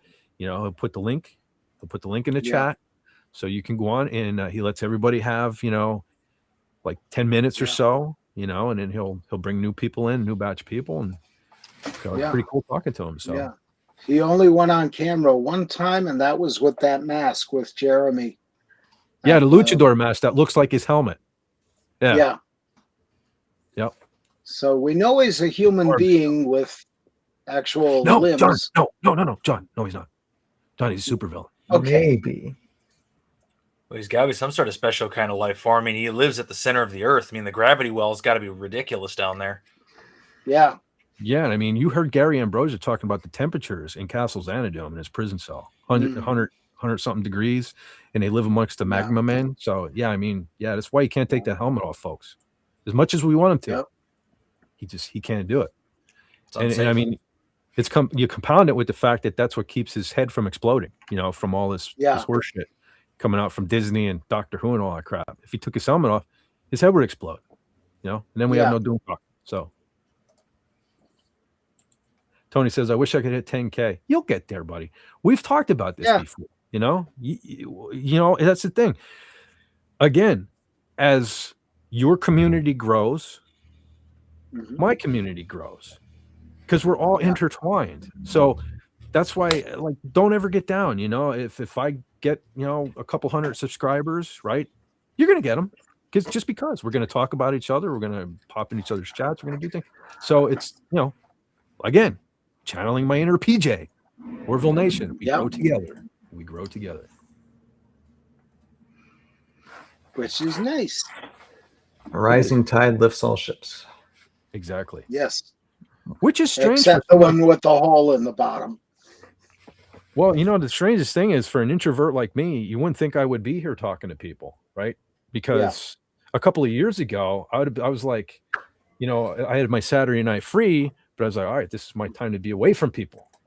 And it's my me time. I'd be playing guitar right now or watching a movie. Never would have imagined I'd be on here talking. People at work, when they find out that I have this YouTube channel and stuff, they're amazed if they actually pop in and hear me talking on here, because I don't talk at work. That's the funniest thing. You know what I mean? Yeah. I mean, I have a couple of people I'll talk to, but I just literally had a new guy working there. He's probably there maybe 5-6 months, and I said something to him the other day, and he's like, "You actually can talk." I'm like, "Yeah, I talk." Weird, I know, right? Yeah. If only they could hear me here. Yeah. Ditto, sir. Ditto. Sylvia says, my friend said I'm too sweet for my own good. Impossible. Incoming blip. We're going to have to call you Blippin' Fez. Blippin' Fez. They call him Blipper, faster than lightning.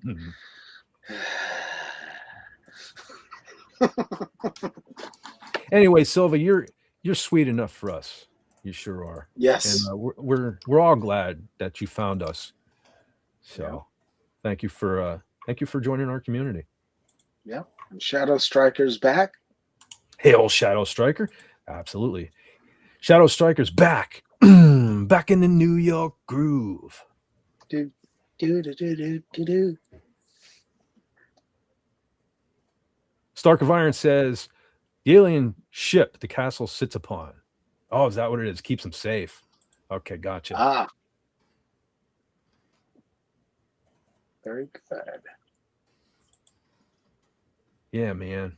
Brother Lenrod, you've been kind of quiet. You working on any new tunes or anything? Just the same ones over and over again because I just can't find anything that makes me happy with them. That's how I got to get back into. That would be like that would be like a dream. You know, if we all could get. Am I still here? I wrote Yes. didn't I? Yeah. A little bit, not much. So. Okay. No, I was just gonna say that'd be pretty freaking sweet if one of these days, we could get together and write like a song and record it. That'd be pretty neat. Yeah. Awesome.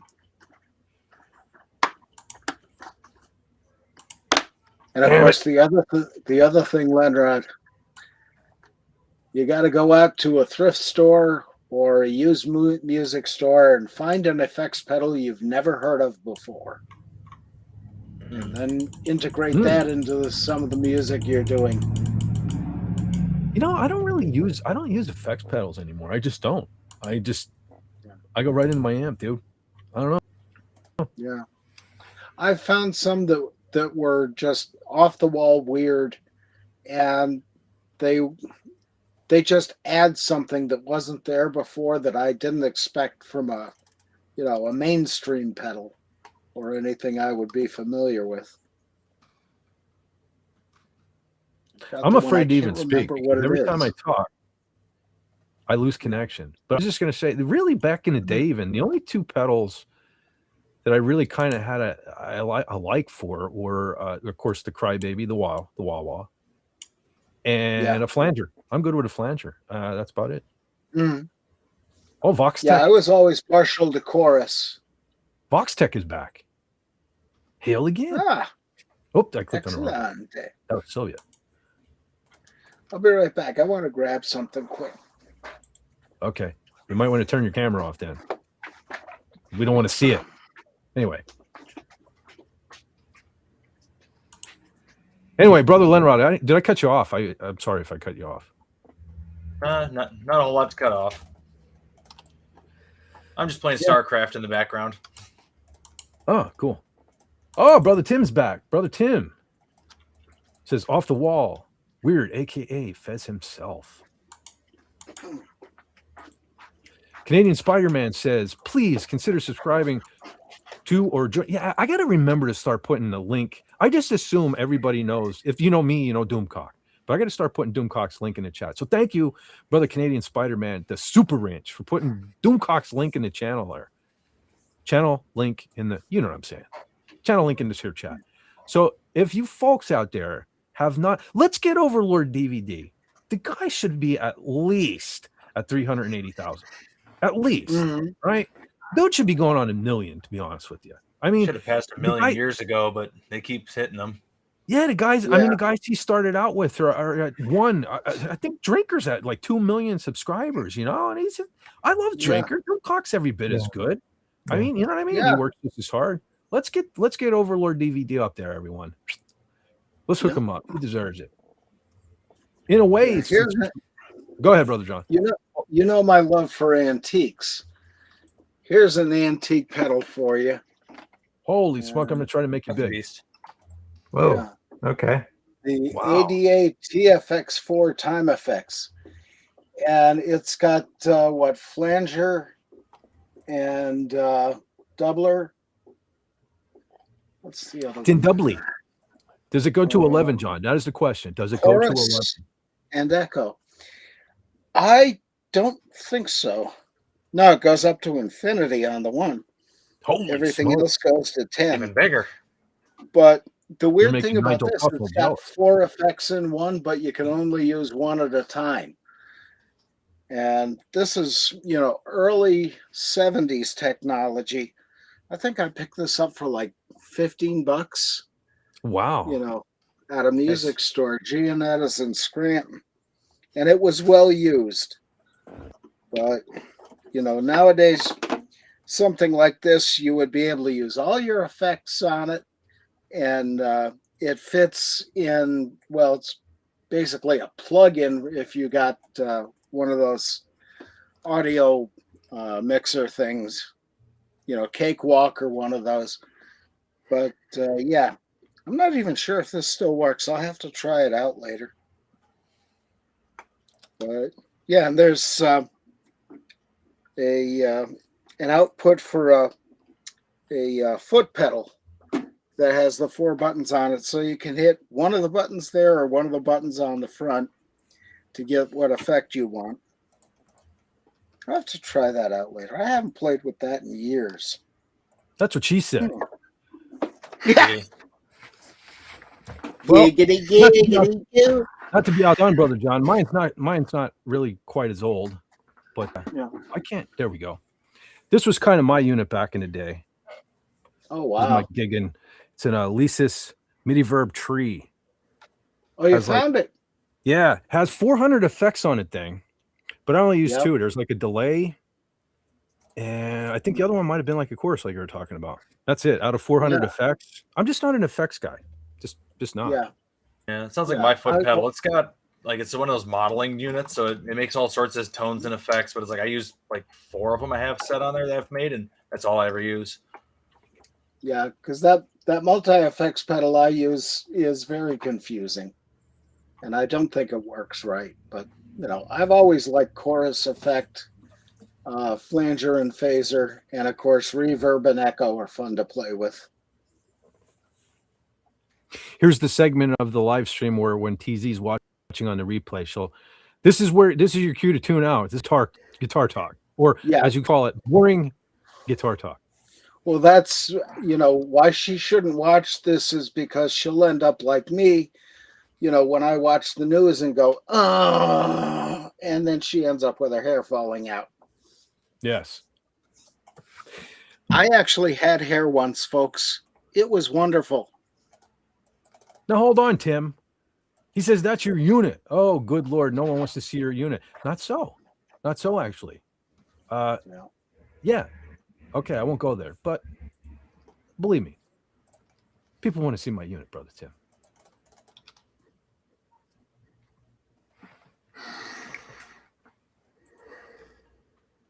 Okay, brother. Yeah. Stark of Iron says, what thing working on uploads over lives? Okay.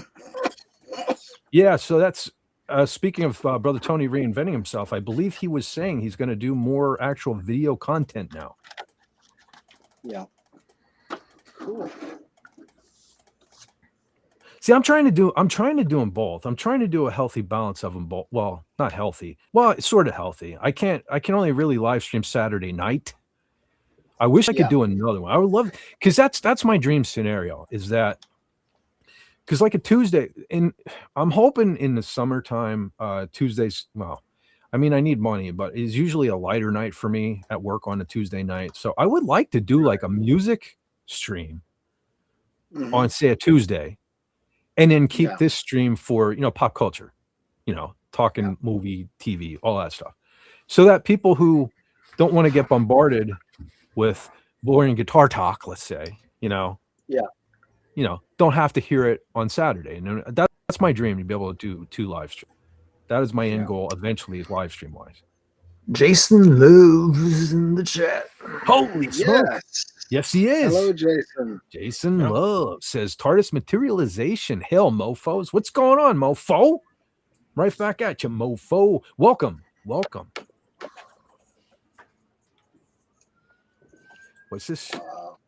Brother Stark says, YouTube channels need to do all 3: shorts, full uploads, lives. I don't know. The shorts thing, I've been doing it. What was that, our man? No, that's the particular aim that especially the shorts. I've been working on doing a lot more shorts in the last few months. Like I was saying, though, I understand why you'd want to do shorts. I'm doing them myself here and there, but I just don't see the point if they're not going to add to your watch hours. Brother Tony, am I wrong about that? Is it true they don't add to your watch hours? I noticed they add my subs though. Like I got a little influx of subs, doing them consistently, and a bit more attention too. I think it's not more the watch time. And I mean, I got a great community that likes all things HeroScape. So they watch the content that I have. So I have a good amount of watch time from said community, even though it's small. So that allows me to focus on the shorts, the other videos and stuff.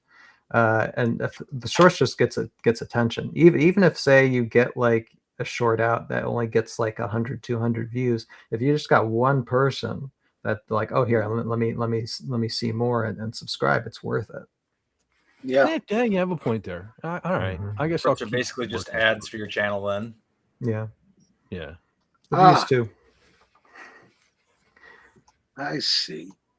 Oh, what's this? Jacule Mihawk says, I had to go for a bit. I was on a plane, and yes, I'm at Florida for my birthday. Wow, very nice. Hey, happy birthday. Warm.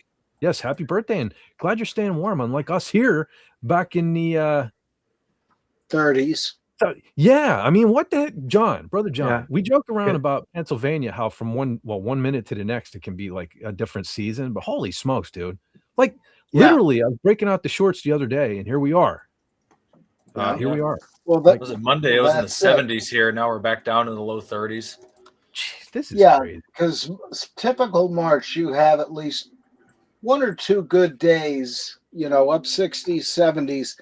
And then middle of the month, probably on Wednesday, will be a full-on snowpocalypse blizzard. Probably I guess Wednesday we got to get next Wednesday. We got to get one more of them under our belts before we call it summer, don't we? Oh yeah, and then April is unpredictable. Always. You know what they say. April comes in like a lion and or like a lamb and goes out like a Monday morning at a frat house.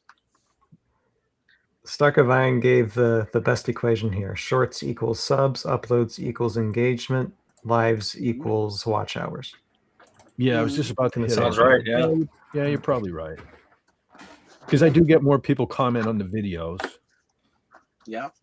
And a lot, especially when I go long like I did last week. Yeah, there's the watch hours. Yeah. The thing of it is like YouTube doesn't like they don't even care about subscribers anymore. It's just as long as you have the bare minimum. If you're looking to get monetized, they like subscribers really don't even factor in really. Yeah. Yeah. I don't know. Like you said, they keep moving the goalposts, and it sucks. Yeah. Yeah. Oh, yeah, Jason Love says, just been running my ass off since 11 a.m. Everyone and their mother was in for St. Patrick's Day. I feel you, buddy. It's been a hectic weekend for me, too. Ooh, St. Patrick's Day. Oh, there you go. There's Brother Canadian Spider-Man on the ball again. Here's our friend's link here. Tony Stark of Iron's channel. There's the link in the chat. Because that's what we do. Our Madman 4, I believe you said, rising tide raises all boats. So I got to keep I got to stop ripping off Brother PJ and keep saying, but it's true. We grow together. You know what I mean? It's true. Yeah. That's why I got to get my butt. That's another goal in the chat. I got to get on more channels too. I've had some offers recently. The thing is, my schedule just sucks so bad. Like, when you're doing your own stuff, it's hard to find time to go anywhere else. Yeah. Yeah. I mean, the little bit of the window that I have, I'm trying to make videos, and now I want to try like my new strategy with the Revenge of the Clips is going forward now on this particular live stream. Any funny moments or things like that. I'm going to clip them and make a short video to correspond. Because not everybody has the time, like last week, 6-hour live stream. Not everybody has 6 hours to waste. You know what I mean? To sit through and, us. You know what I mean? So. Yeah, I'm pretty lucky. I mean, I did stop motion animation on HeroScape for the last 10 years. So I have so many battle scene animations that I can just clip into like 30 seconds to a couple of minutes and upload it on YouTube Shorts, and boom, I get more attention. Yeah. So cool stuff too. Yeah.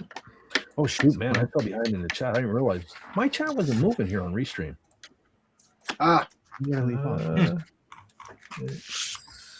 Okay. Brother Tony says, I'm a career YouTuber. I'm insane for it, but I know a thing or two fighting in the trenches. Yeah. Oh, who's this? We have It's a Nami.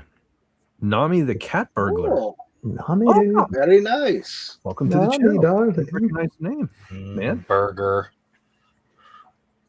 Mm, Oh no, Lenrod's. burgers. Speaking of One Piece, the season 2 live. Who was it? Comic Relief Crusader was doing like a watch party earlier this week, so I got to see episode 1 of season 2. Ah, It's so excellent. Really? Excellent, I've excellent. never seen One I Piece. remember that.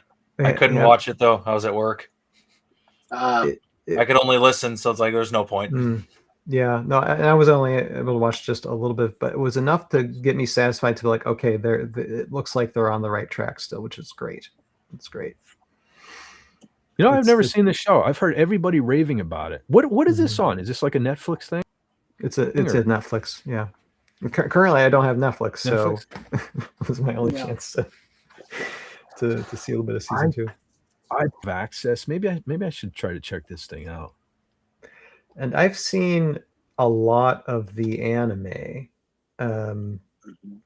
like after Alabasta.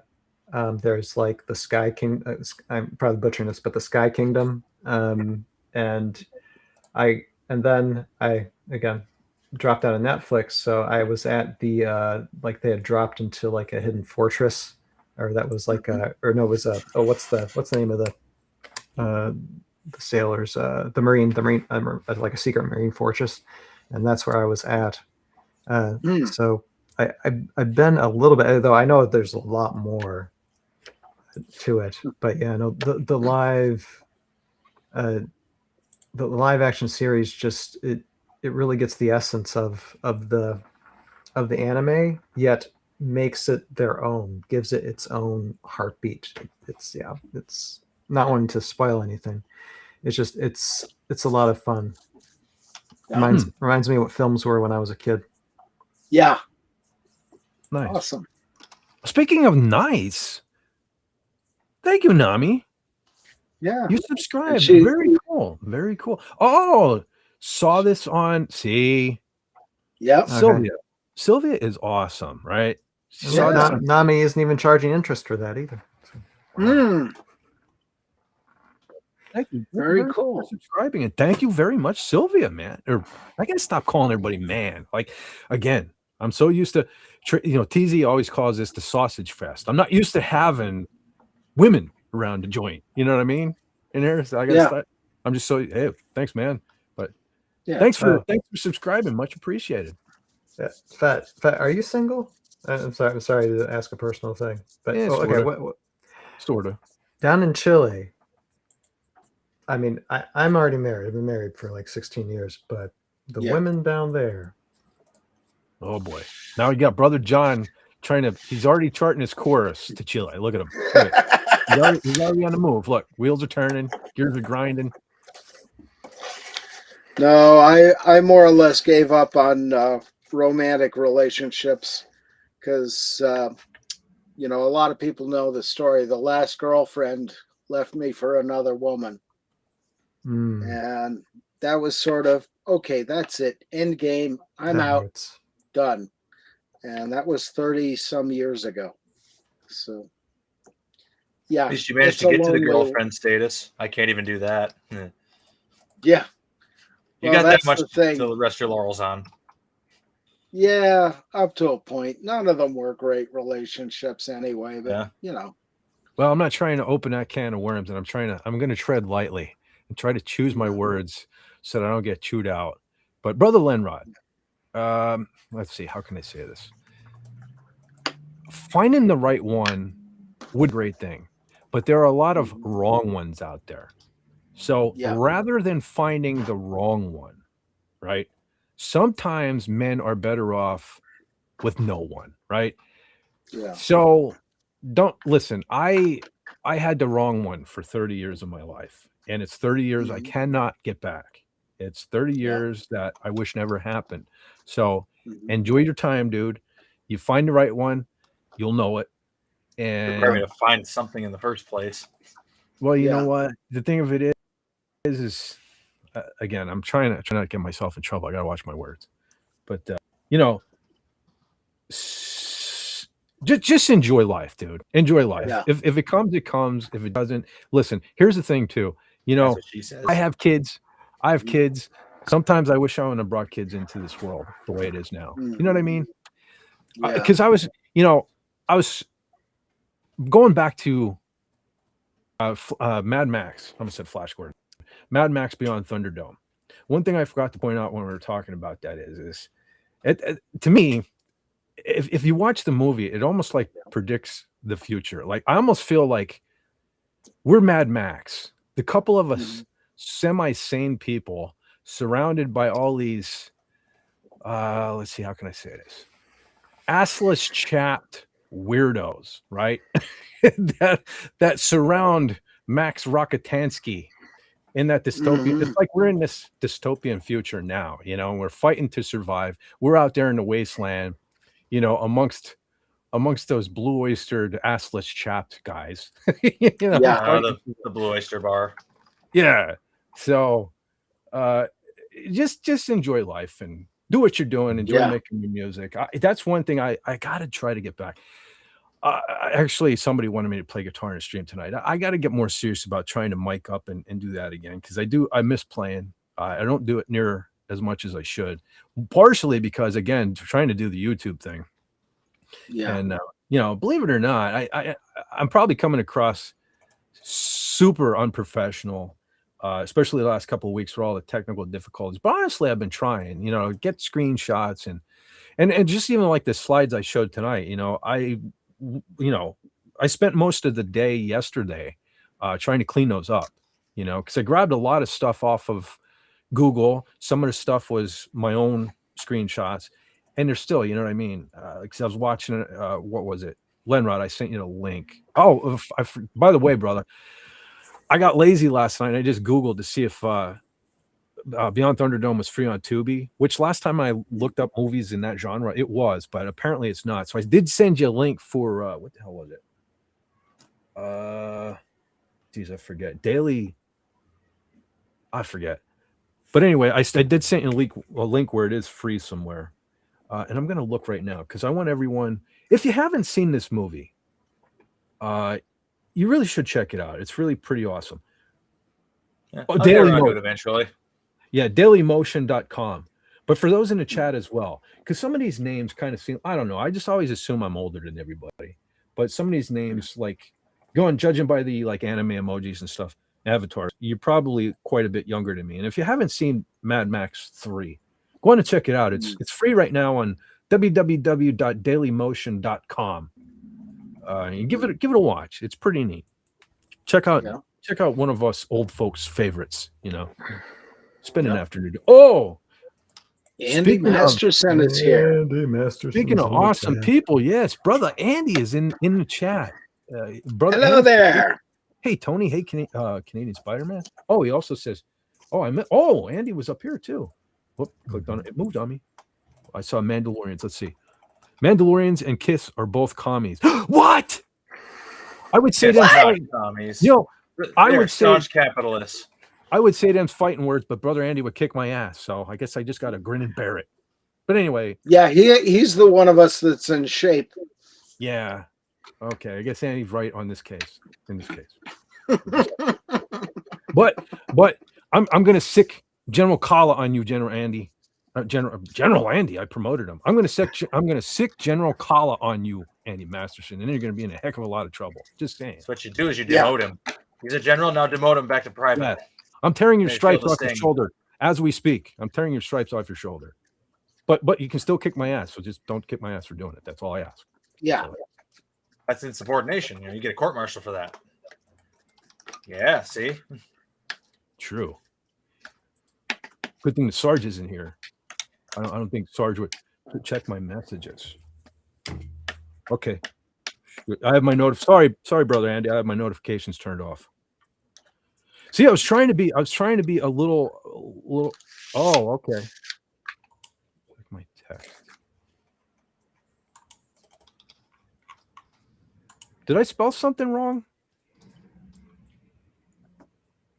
Does it pertain to the movie The Week? Brother Andy, did I spell something wrong or something? Check.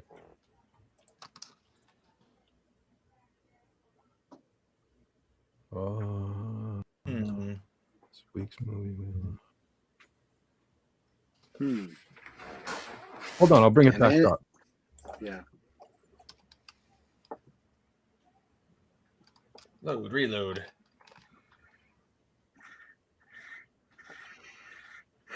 Control. I think I spelled everything right? Yeah. I'm not sure what you mean, Brother Andy. Yeah. Oh, he wants you to check your messages. I checked my phone. It just says, "Hey, check your text." Did you send me something on Twitter? I'm not sure where I'm supposed to check.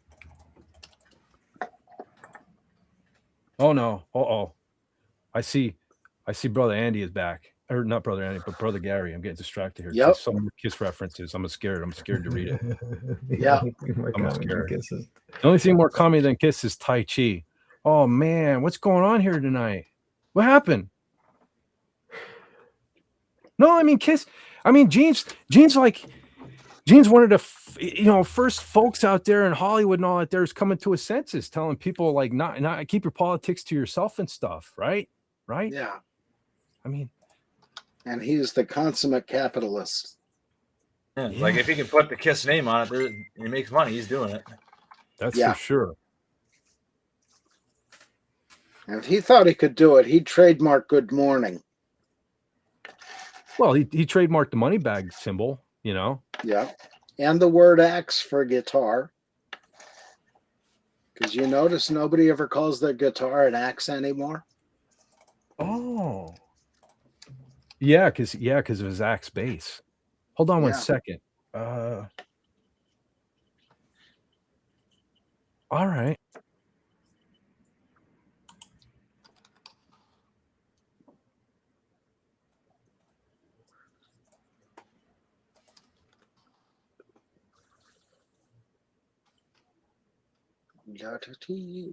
Sorry, fellas. I'm trying to go somewhere else. I accidentally clicked mute. But you'll have that. Ooh. See, the thing, I'm dense, folks. Okay, if you haven't grasped that fact yet, walking and chewing gum is kind of a hard thing for me to do, especially today, because like I was saying, my brain was going 100 miles a minute all day for the last 2 days, so I get distracted very easily as well. Because right now I'm clicking wrong buttons and everything like that. Because I think something might be cool going on here. Yeah. Stand by. Yeah. Well, hey, City Slickers, they talked about last Wednesday. That's a movie I practically grew up on. Yeah. That's so classic. And when I turned 40 a few years back, I ended up rewatching it again because I'm like, okay, well, Mitch was turning 40, so let me watch this with a different perspective. Yeah, I haven't seen it forever. Go ahead, Brother John. We talked last week about Jack Palance. He grew up basically in the midpoint between where Fett and I live in coal country. But he had a farm here in Pennsylvania and then a ranch, I think, was in Arizona. But he still came back here quite frequently. He did some ads for one of the banks, didn't he? Back in the 80s or 90s. That man had a face of flint. Oh yeah. Was he a nice guy in real life, or was he really? Oh yeah. In real life? Yeah, he was known to be pretty much a sweetheart of a guy. Cool. And him and his daughter had that a television show in the 80s. Was it Ripley's Believe It or Not? I think that was it. But yeah, he was a really good guy, I've heard. And I miss getting a chance to meet him by about an hour. But one of those things. Oh, brother. You know that we've gone on too long. The stream has gone on too long. When the Comic Relief Crusader makes his way into the chat, he says, "Hail, Like, for hire, you're so huge, huge." Says brother. He is a lot of fun too. He sure is. Yeah, if you folks haven't checked out, he does a live stream on Sundays where he draws huge circles, man. Yeah. Huge. Want to check it out. Yeah, and I keep forgetting Saturdays he's got that watch along old movies. Hey, Pudgy's here. I was just gonna say, we got a hedgehog. Pudgy. All right. I was just thinking, like, I guess it's about time to wrap it up because it was kind of fizzling. But no, man, folks are joining in. We're hitting the second wave. Is what it is. Yeah, Pudgy. By the way, we were talking. See, his little hedgehog ears were probably ringing because we were talking about you earlier. I even put your links in the chat. Holy smokes! Hang on, everyone, hang on. We have a guest. Hello, brother Andy. How goes it, brother Andy? You're not at the gym. What's going on? I was doing a little live stream earlier with Scribelight. We were talking comic books. Oh, very cool. Very cool. I'll have to hit the gym twice. Sorry tomorrow. for being a little dense there. No worries. Sorry for being a little dense. I didn't know what was going on. I thought when you said check the text, I'm looking at the picture of the movie of the week. I'm like, did I misspell something? But well, usually, like Carla's like, hey, you want to stop by? And, like, I'm usually busy, so I was like, hey, you know what? I'm not busy. I don't want to like act like I'm like too hoity-toity and good for the rabble. I'm too good for the common folk. Oh no! Listen, we know, especially those of us that follow you on Twitter. We know that Saturday night is gym night. I need a well. I say I usually got Thursday, Friday, Saturday, Sunday nights are gym nights. That's a lot of gym night. Yeah. Yes, we know. We get the Andy Masterson picture from the gyms peering into my soul, telling me I need to get in shape, and I'm always like, okay, tomorrow, and then tomorrow never comes. I don't like people dying early, so I try and tell them, hey, don't go dying early. Yeah, try not to. It's nice to meet you, Andy, too. It's my first time on a stream with you. Yeah, I think this is the first time. I mean, we've been on King Dolphin before, and obviously, pop culture breakdown stuff. But I think Andy's your first time here. No, I've been here before. No, you've been here before? Yeah. Okay. Yeah. Okay, cool. Let's see. Memory. My memory sucks. Yeah. I don't remember if we had Gary on this particular stream, but he's been on King Dolphin quite a lot. And Gary was here for the Big Trouble in Little China. Yep. Yeah. Gary always spoils the stream, so he's no fun to have on there. He gets all serious. And, now look what you did. Hey, look what you did. No, you did it now. You mentioned the name, and look at here. Jeez. There goes the neighborhood. There he is. Hey. What the fuck's going on over here? I was just calling you a douchebag and stuff like that. Oh, no wonder my ears were burning. Yeah. What's going on, Gary? What you been up to? What you doing? Nothing. I was just on the phone with Donkey Dick here, and I figured we would just come onto your show and harass you. Awesome. Very cool, man. I like it. Yeah, how you guys doing? Better now. You guys doing are good. It's nice to meet you too, Gary. Yeah, what's the word, fellas? Not much. We were just earlier we were discussing the movie Mad Max Beyond Thunderdome. Somebody recommended it. Who apparently wasn't able to make enter it. And the chat leaves. Yeah.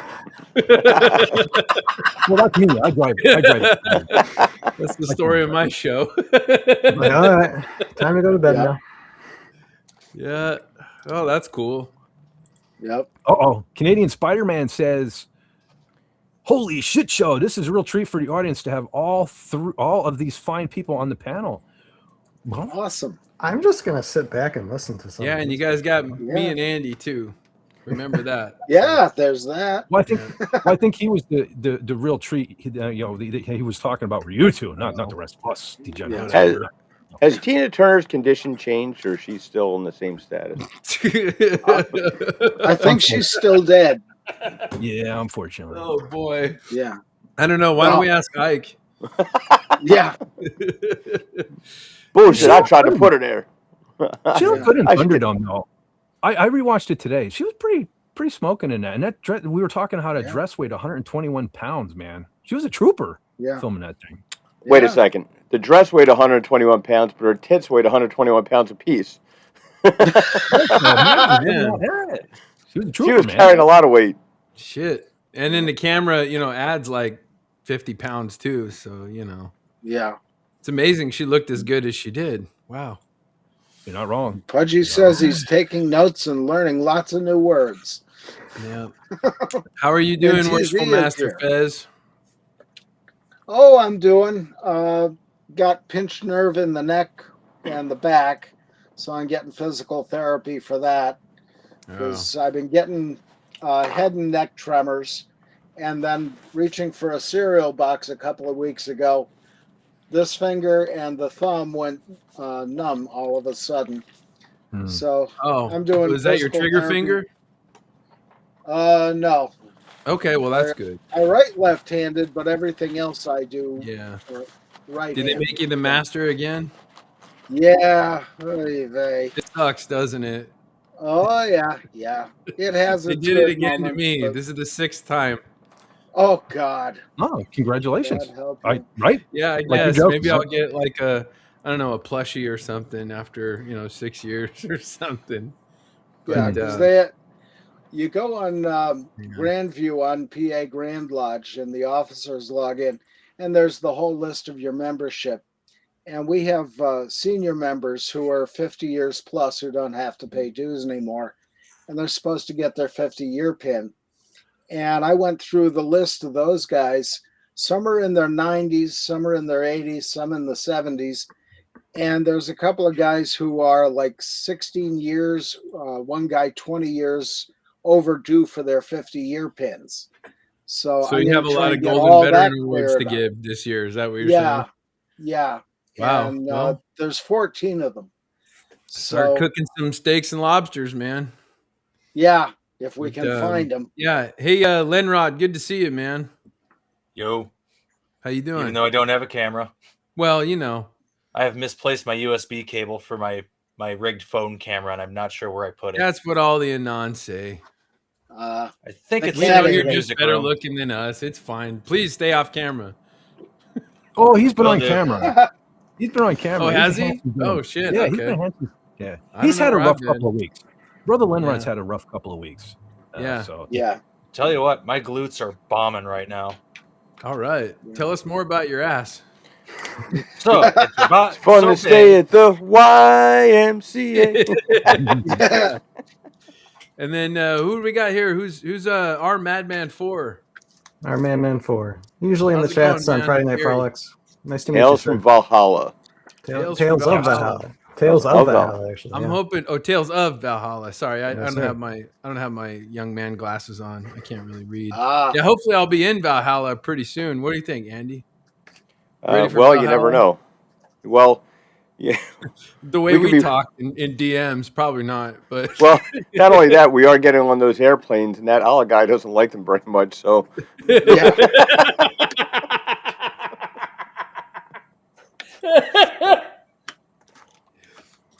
Yeah. Oh no! California's about to have some awesome stuff happen to it because that guy. What was that? Who's that guy that cashed out right before the Trade Center went down? Silverstein, Lucky Larry Silverstein. Yeah, he cashed out on the insurance, and then 2 months later, they attacked. Well, he just bought the U.S. Bank building in downtown Los Angeles. So, place your bets now, kids. Wow. Yeah. Hey, just for the record, everyone be on your best behavior because Canadian Spider-Man points out Carl is driving, but says hello to everyone. She's monitoring. Carla's listening. Hi, Carla. We're being behaving ourselves. Hi, Carla. That's General. Easy of Misery is here. Hello. Yes. We're headed down to MegaCon next week. Where's that at? Right. Florida. In Orlando. Oh. God, make a trek to the Midwest Gaming Classic end of next month. Yeah. Did you guys already talk about the movie? Yeah, but feel free. I mean, feel free. Let me just say real quick because I just recognized. Well, recognize. I saw a new name in the chat. Thorny Sprite. Hey there. Welcome. Thorny Sprite. Hi, Thorny Another new Sprite. name. Yeah, another new name. But absolutely, man, gentlemen, feel free to share your thoughts on because unfortunately, Lenrod didn't get a chance to see it, and our Madman 4 hasn't either. So it's kind of just me and Fez. Oh, really? You guys haven't seen Embargo. Yes. Oh my gosh. Well, I mean, we don't want to spoil it for them, do we? Well, we kind of already did. It's a 40-year-old movie. You can't spoil That's it. terrible. okay. Boy, I'm really jealous you guys haven't seen it. You got a great experience. That's a really good movie. Do you guys like the other Mad Max movies? Never seen them either. Yeah, I need to catch up on that. It's on my checklist. Oh, Road I was just telling you guys, I just recently watched Big Trouble in Little China. That's how far back I am. So, well, you know what? I'm really jealous because you get to watch all these movies, these awesome movies for the first time. So yeah, go check them out, man. They're a lot of fun. You know, I want Old Man Max. Yeah, I want that movie. Gary won't be able to see these movies again for the first time until he gets Alzheimer's. Yeah, right. Max forgets why the hell he's in the desert. Yeah.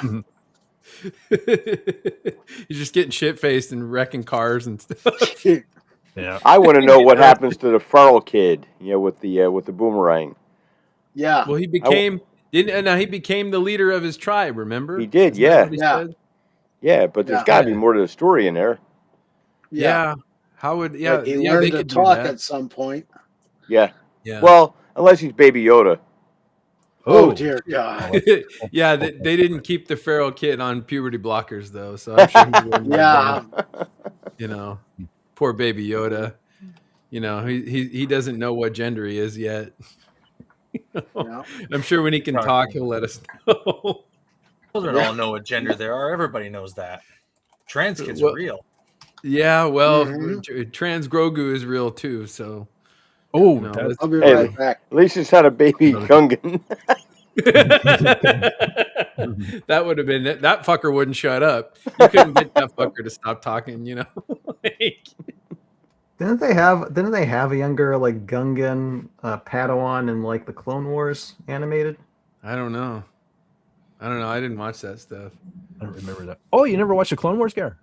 No, I'm not into cartoons unless there's big tits and I'm like heavy metal or something, I'm sorry, I'm just not. I know everybody loves anime and all this shit. I can't stand it. I just can't do it. No, I know there's some awesome tits in anime, but I don't know. I just heavy metal, that kind of animation is my particular kind of. That's what I like. I'm not big on anime, but the Clone Wars are kind of worth a watch because it fills in a lot of gaps. I feel like I'm saying this on every live stream lately, but it kind of fills in the gaps, especially in the prequel trilogy. There are a lot of things. For example, well, I didn't really watch those a whole lot either. So the prequels? Not really. I did watch them, in the theater, but there's not a whole lot of bridges to build for those gaps for me. I don't know. I'm kind of burned out on Star Wars. I'm gonna give all my stuff away, Fett. And I think I'm just gonna give it to you. Okay, I'm glad you're Star Wars. Never mind. Don't watch the Clone Wars. I don't know. Never mind. Don't watch the Clone Wars. Don't get Yeah. Don't worry, you'll get my stuff. Appreciate that, brother. Anyway, Mad Max Beyond Thunderdome. In opinions, what are your opinions on this movie? It's fucking awesome. That was the first Mad Max movie I ever saw. Same here. That was the first one I saw too. Yeah, and a lot of people are like, the Road Warrior is superior, and I'm like, yeah, it is, but I still like that movie a lot. I love the music. The music's awesome. It's kind of like it kind of reminds me of Lawrence of Arabia in the future, not just because Maurice Jarre did the soundtrack, he did the score for Mad Max Beyond Thunderdome. He also did Lawrence of Arabia, but so it does kind of actually sound like it, but it's very cool. I like it a lot. And I like the idea of all those kids that are left behind and they have that weird mural on the wall of the fucking airplane. That's crazy. I didn't get that when I was a little kid, but I watched it as an adult. I'm like, wow, this is straight out of Lord of the Flies. This is wild. Yeah. Andy, what's your There opinion you on go. it? Andy? Brother Andy. Andy, what's your opinion on Mad Max?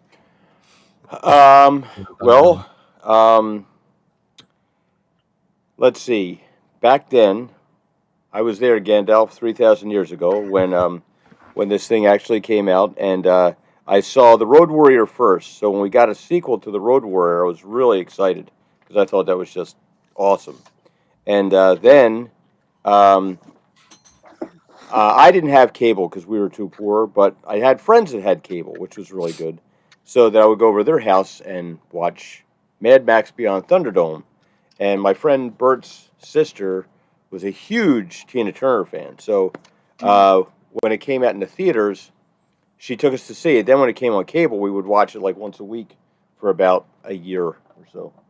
So it was back. That was back when cable, like you would get like HBO, and it would have like, 5 movies on it over and over and over again. Which is okay because we just watched them over and over again, and there were good movies back then. It wasn't like you were watching,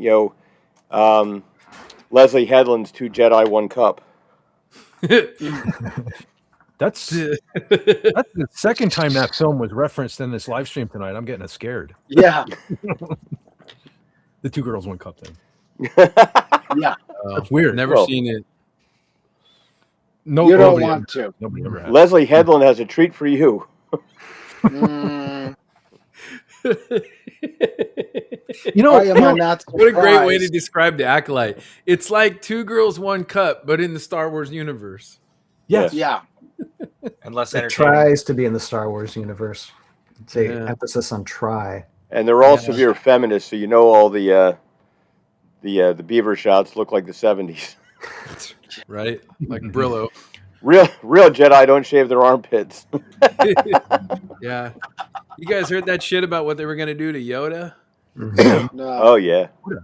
You didn't hear that? Oh, they were going to make Yoda a conspirator to try to cover up some shit and make him like show his darker side, his evil side and all that. Yeah. Fucking believe that. Because all the good guys are bad guys and the bad guys are good. Yeah. Yeah. Huh. Unbelievable. Well, there was You a Star like Wars guy, Madman 4? Hell yeah. Yeah. Yeah, I've read a lot of the old Legends books, original canon, the real canon books. So I'm quite invested in the original stuff. Yeah. I really love the Star Wars holiday special. You were the guy. I'm serious. I love it. I fucking love it. You know why? Because it feels like a real sequel to Star Wars for me, because it's like this weird, funky, super tacky 70s thing, and it fits right in. Yeah. Like, to me, I don't know, Empire it doesn't really feel like a sequel to Star Wars for me. It's a great movie. It's better than Star Wars, but Star Wars is just this weird disco 70s thing, man. I don't know. Yeah, you have a point there. Fucking weird, and it just fits right in. I don't know. Yeah. Unpopular opinion, I know, but no, I dig love the it. holiday special. Hey, first appearance of Boba Fett. Oh, well, I was just kidding. I was just trying to make you look like an idiot, which I succeeded. I hate Well done. I just think of what could have been. Imagine Beatrice Arthur in the Princess Leia bikini. Oh, dude. God. Fuck yeah. I love B. Arthur. When did the holiday special originally get released? 1977. That was 1 year after Star Wars, right? Okay. I was 82, so by- I didn't even exist yet. So, Yeah, neither did I. okay. Yeah, and it was made by Sid and Marty Krofft, I think. Yeah. Yeah. Yeah. Do you guys have a copy of that? Corey, do you have a copy of the I do holiday actually. special? Yeah, I do. Hold on 1 second. Do you have a good one? Yeah. I have the best one. I'm not supposed to have it, but I think the B. Arthur moment just did it in for me when I was like trying to watch it. Oh man, it's glorious. Mhm. It's like the Golden Girls and the Star Wars universe merge at that moment. Yeah. You know. Or This is Harvey before the Golden Korman. Girls aired. Somebody should edit in her scenes from History of the World Part 1 into the... Nice. There it Very is. good. There it is. He owns Have it. you- Physical media, folks. So it never dies. Have you Jedi'd today? Did you try to Jedi today? Are you white and nerdy today? Yes, you are. The best part's when the grandpa fucking Wookiee is looking at the porn that he gets for Life Day. That is creepy. That shit is crazy. Yeah, It like whole different predicted time. the internet, like it's pre-internet. A Woody Wookie. Yeah, that old man, that dirty old man's like, all right, show me your titties. You know, like, Yeah, that's one thing you won't find in my shop is Wookie wood. Wookie wood. No, Wookie wood. That just sounds amusing. Mm-hmm. Yeah, well, Mad Max. Back to the movie. Mad Max Beyond Thunderdome was, like I said, the first experience that I had with a Mad Max movie. It was probably the first Mel Gibson movie I ever saw too. Yeah, I love it. I really love. I think that George Miller is a spectacular director. He directed a lot of things that we didn't know about. Like for the longest time, I didn't know he directed The Witches of Eastwick. Did you know that? Yeah. Yeah, I didn't know that. yeah, and he directed Weird the best movie. segment of the Twilight Zone movie, the one with John Lithgow and which is the remake of the Shatner episode. You know, the creature, the gremlin on the wing of the plane. Yeah. And those are really, really good pieces of cinema. Yeah. The other ones make me a little lightheaded. So What's that? the other sequences in Twilight Zone make me a little lightheaded. So Yeah, they do kind of hit you over the head with a helicopter, don't they? Yeah. Oh, Just a little bit.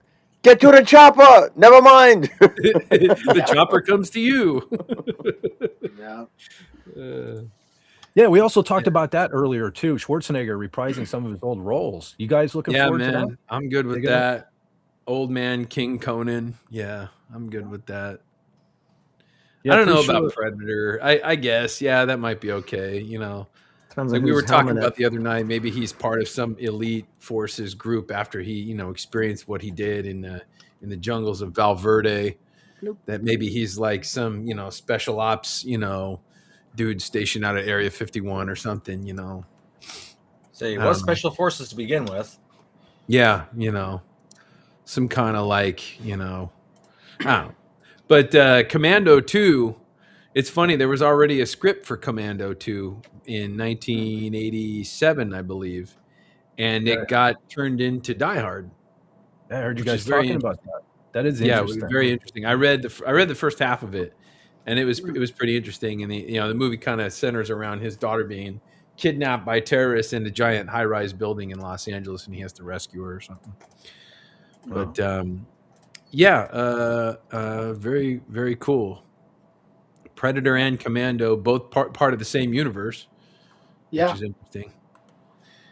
Stallone is also supposed to be working on a prequel, I believe, to Rambo. That's right. He's executive producing it. So we'll see. That might be something. We'll see. Yeah. Yeah. First Blood is a flick that I really, I love that in my old age. It's a good one. Mad 4, you've seen that one, right? First Blood? A little bit of it, yeah. A little bit of it? You haven't seen the whole thing? No. No, you got to watch the whole thing, man. I Must know. watch it. Good one. I'm too busy making my own stuff, so. Well, you know what? That's a good excuse. Yes, sir. That's a really good excuse. 100%. Been stop motion animation past 10 years. So was busy doing that, But that's probably the only excuse not to have seen First Blood. So check it out, man. You'll enjoy it. I did see like a sequence when he is cuffed at the police station and then starts fighting the officers, and then there's a whole chase sequence after that. And that was very intriguing. I'm just like, I gotta watch this whole thing sometime. Yeah. Oh, it's really good. Worth it. Absolutely. David Caruso, I watched before he got Rambo sunglasses. first. That was like, the cartoonish superhero was my original idea of Rambo. I was not mature enough to understand First Blood when I first saw it, Yeah. But I was into the cartoon and I had the action figures and stuff like that, Yeah. But yeah, First Blood was a little bit different. I didn't see that until I was probably about 10 years ago. So I was about 35. Wow. Yeah. So it's definitely a more mature person's movie, not a kid's movie. But neither is Rambo. So, That's true. When I was a kid, I loved Rambo. When he shoots that VC officer and he explodes, that was fucking that was gold, dude. That was fucking amazing. Never seen anything like that. Yeah. I like this. Going back to the Star Wars holiday episode, TD says, I like the Star Wars holiday. That guy that drinks via the hole in the top of his head blew my little kid mind. Yeah. Yeah, well, his mind was blown too. That's why he had a hole in it. Yeah. He was an extra on Twilight Zone. I think it was an extra on Rust. Mm. Oh wow! Canadian Spider-Man says First Blood was filmed just 4 hours away from me in Hope, British Columbia. Very That's cool. right. Yeah. That's right. Believable too, because I mean it totally looks like Canada. It does. It doesn't feel like the United States. That's why when I watch it, I'm like, 4 hours away in Canada means I was his next door neighbor. Right. Yeah. Wow. Gonna take a little ride, eh? How many hours? About 12. Yeah. Going down to the corner store.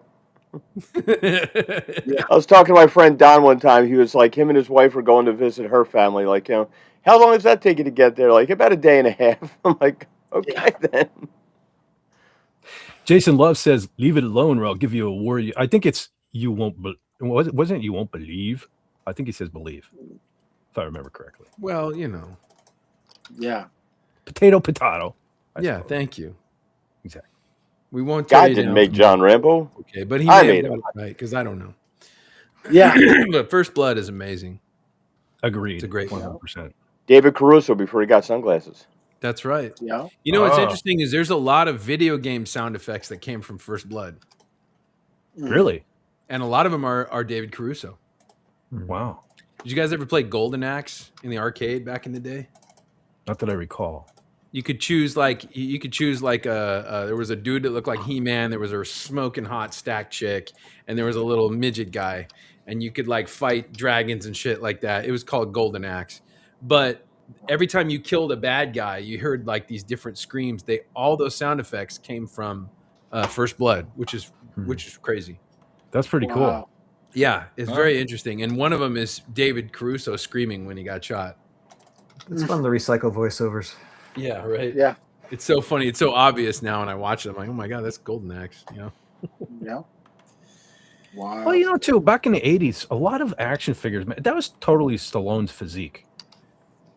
Especially like your dollar store action figures and stuff back in the day, they totally ripped off Stallone's physique. So that doesn't surprise me. They were taking Who sound. ripped it off? Who what? Just like your run-of-the-mill action figures back in the day. They had the physique of Stallone. Totally. I mean, you could totally tell it was Stallone. Yeah. Right. Well, I mean, God, was it Rocky 3? He was he was like 1% body fat.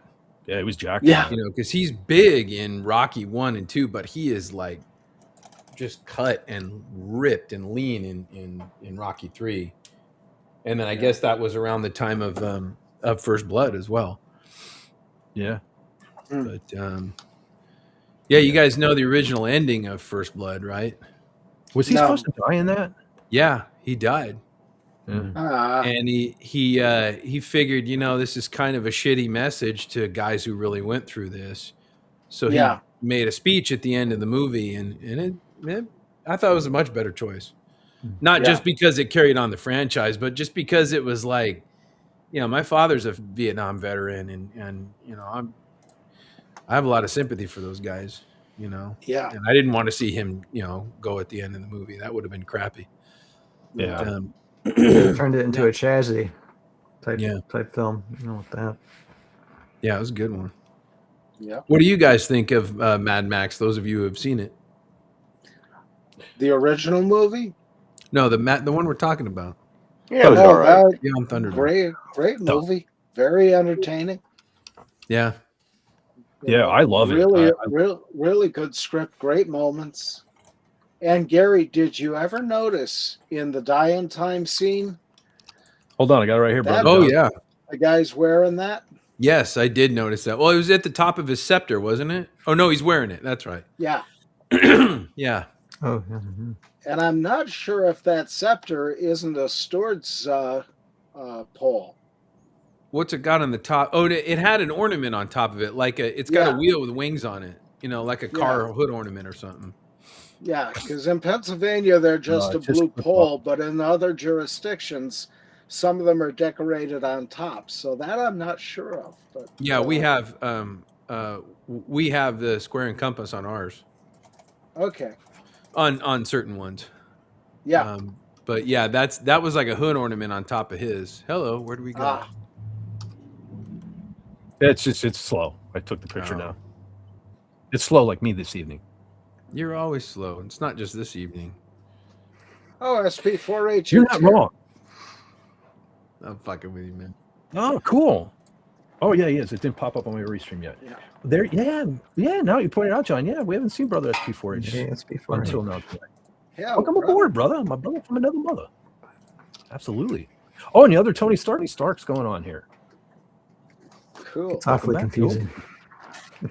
Yeah, 2 Tonys. It is confusing. But okay. But life is like that. That's for sure. And Sylvia is back too. Man, it's this Sylvia. Yes. I know She's she was awesome. in Doomcock's chat last night too. Man, is she bringing the folks along with her? Hail, man, the chat is moving and I keep clicking on the wrong one. But hail to Sylvia, man. Thanks for coming back. Hi, Sylvia. You're a lovely artist. She's. Oh, you guys missed, man. Earlier, I probably can't scroll up enough, but the lovely Sherry was here. Man, her new avatar. Holy smokes, Brother John. How about it? That is an avatar that comics would revel in. Huge circles. Huge circles. You guys being dirty old man. Yes, absolutely. 100%. Yes.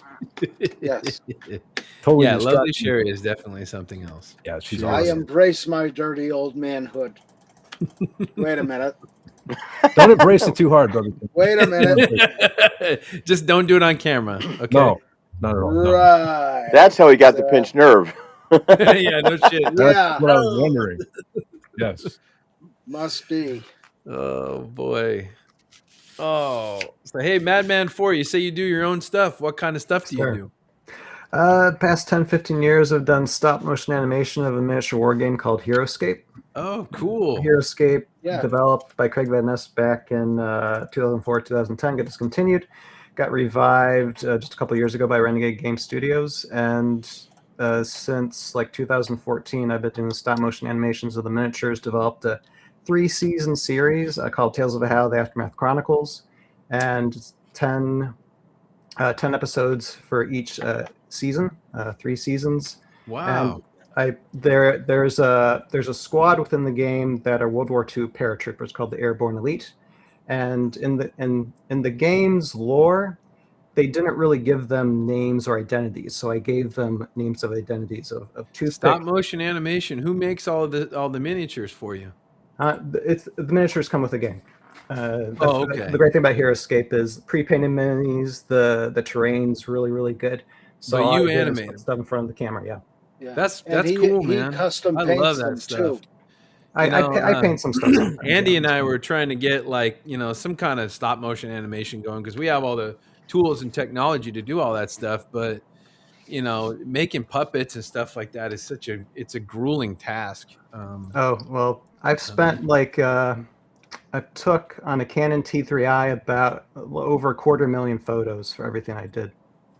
Wow. You should see the series sometime. It's so cool to see you guys because I've been watching Doomcock for like years and years and years. I think it's amazing that you do stop motion. I've always wanted to get into that. Yeah, you should check it. Not our Man 4. That's just my personal YouTube channel. But check out Tales of Valhalla. Okay, I'll check it out. I'll go. You got I'll go on the. What is it? Different segments. I have like season 1, season 2, and season 3 all in their own Okay, I'll check it out. That's great, man. Yeah, that's fantastic. And I started out not knowing how to do much of any of it. So season 1 is a little bit of a drag. I'm learning to script write and produce some stuff. But end of season 3 is really fun. That's cool. Yeah. Yes, sir. All right. I love it when people are like actually doing art and making cool stuff like animation and I want to be a filmmaker. Oh yeah. I super support that. That's great. I love hearing that. Because you see a lot of people that are just, talking heads and on YouTube and stuff. And it's great, man. I really love that. I was trying to get into making films too. My teacher was this guy Ron Jeremy. Holy smokes. Yeah. No, he said something about like a fluffer position. I was like, nah, I'm okay. No, the gentleman. Yeah, you're here, probably more off-screen talent, I would say. But throughout the whole animated process, I have Crohn's disease since 11 years old, and throughout the process, I was going through blockages, surgeries, nearly died a couple times. So throughout this whole process of making this series, it was kind of like my outlet to live, basically. So That's great, man. Yeah. Yeah, That's and terrific. thank Keep God going. still alive. Keep alive, doing so. it. Do you ever? Okay, so you're just into the animation. You don't make your own figures or anything like that. Have you tried doing that yet? Or? I mean, I paint like Hero Escape stuff. Okay. A little bit. I'm not that great of a painter. I'm more Neither focused am on the I. Yeah, storytelling I and know. I'm not that animating. great of a painter either. Yeah. But that's cool, man. That's superb. Yeah. Excellent. Thanks, sir. And Well, you Andy really does. seem to Andy enjoy makes doing the miniature stuff. painting. He makes 1/6 scale stuff, and he works in porn. But not 20 anything bucks is you 20 would have seen. bucks. It's probably like dude on dude action or something like that, you know. Well, dude in the modern sense, which means sometimes they have vaginas. So probably not Team America, but maybe like a close to Team America, maybe.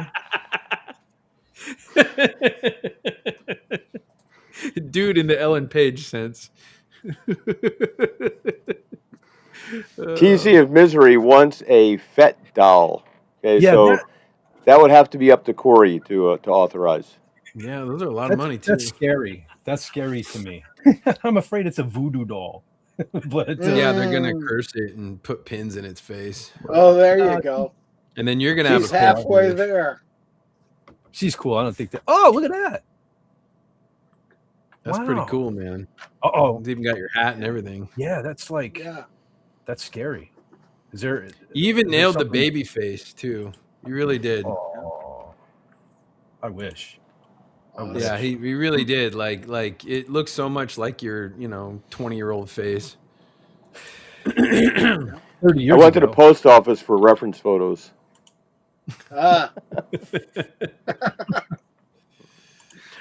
Oh shit, that's funny. Oh, what is this? Dude looks like a lady. Holy smokes, brother SP4H. No, brother SP4H. Don't say it's not.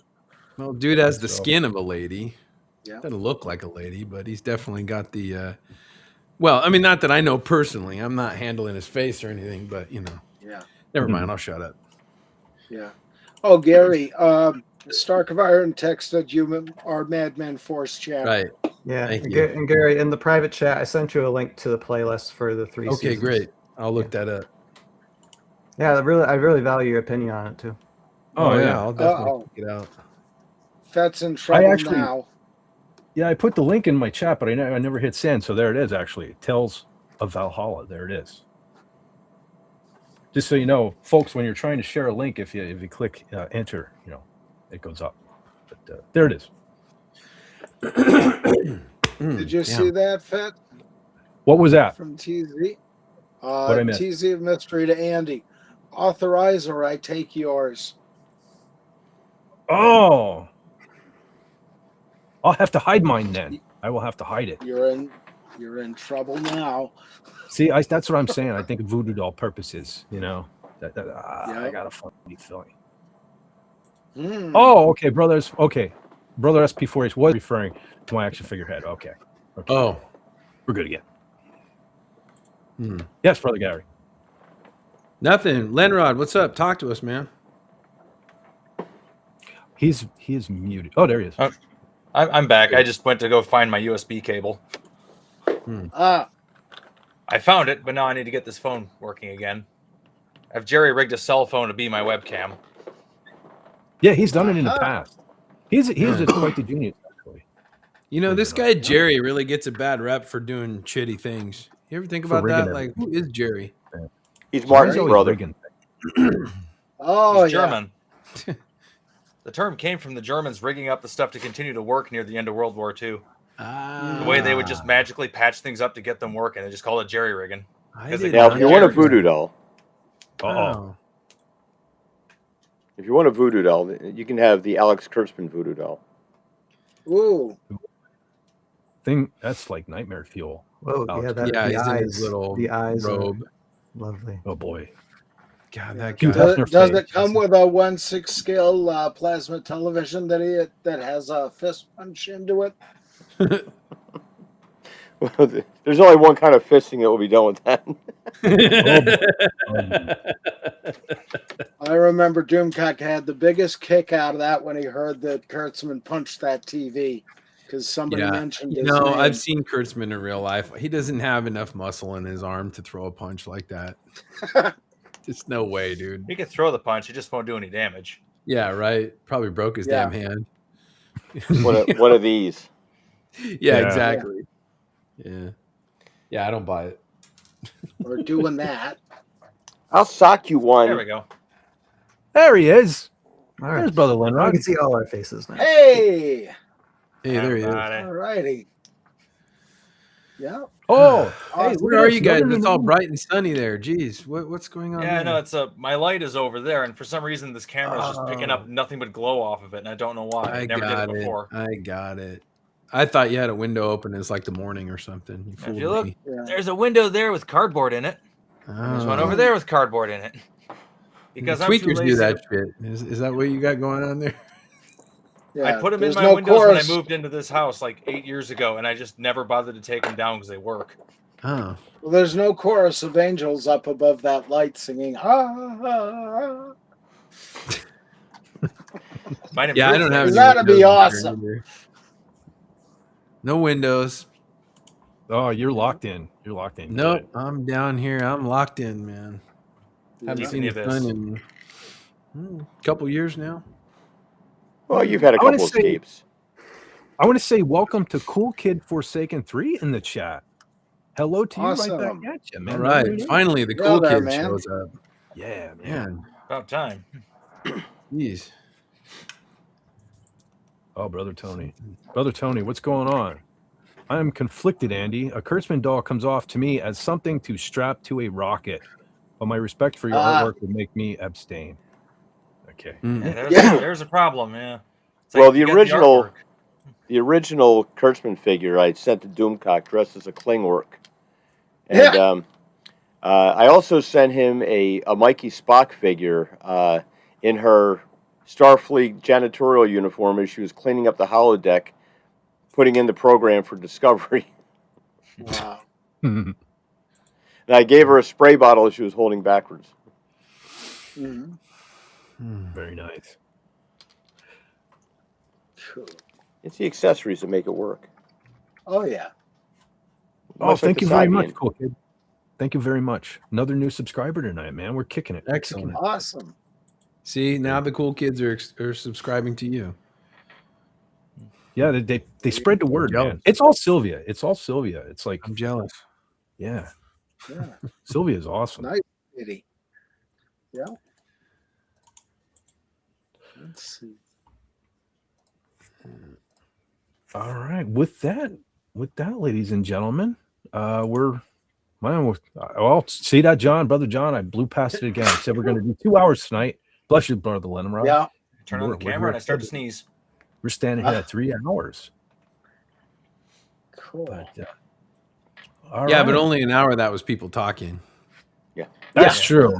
Yeah, it was starting to fizzle out there. There's only one cardinal sin on the radio, and that's dead air. Yeah. That's true. Yeah, it's been a long day for me. It's been a long day for Brother Lenrod. It's been rough. Mm-hmm. But yeah. All right, Brother Gary. You have a YouTube channel. Folks, if you haven't done so yet, please subscribe. I put the link in the chat down here. Brother Gary, tell us about your YouTube channel. My YouTube channel is interesting. I collect little pieces of movie history. Sometimes I restore them and stuff like that and fix them up. And, there's goofs and gags on the channel from the, stuff that we do on the Wednesday night show. So check it out. Yeah. Especially that Gornhead restoration. That was awesome. Yeah, that was the very Gorn. Cool. Yeah, everybody loves Mr. Gorn. Yeah. All right. Well, Brother Andy, you have a YouTube channel as well. I'm popping the link up right now. Tell us about your Laboratory of Mayhem and what you do over there. Well, when I'm not doing ASMR videos. CNK. I make action figure stuff and I draw things and cause trouble and say questionable things and get muted. But I try to encourage people to make their own collectibles so that they don't have to pay outrageous prices. And if you're happy with your collectible collection, that's all that matters. So if you have a snobby friend that comes over to your house and says, gee, why don't you have all Hot Toys or InArt figures, you can tell them to shut the fuck up and get out of your house.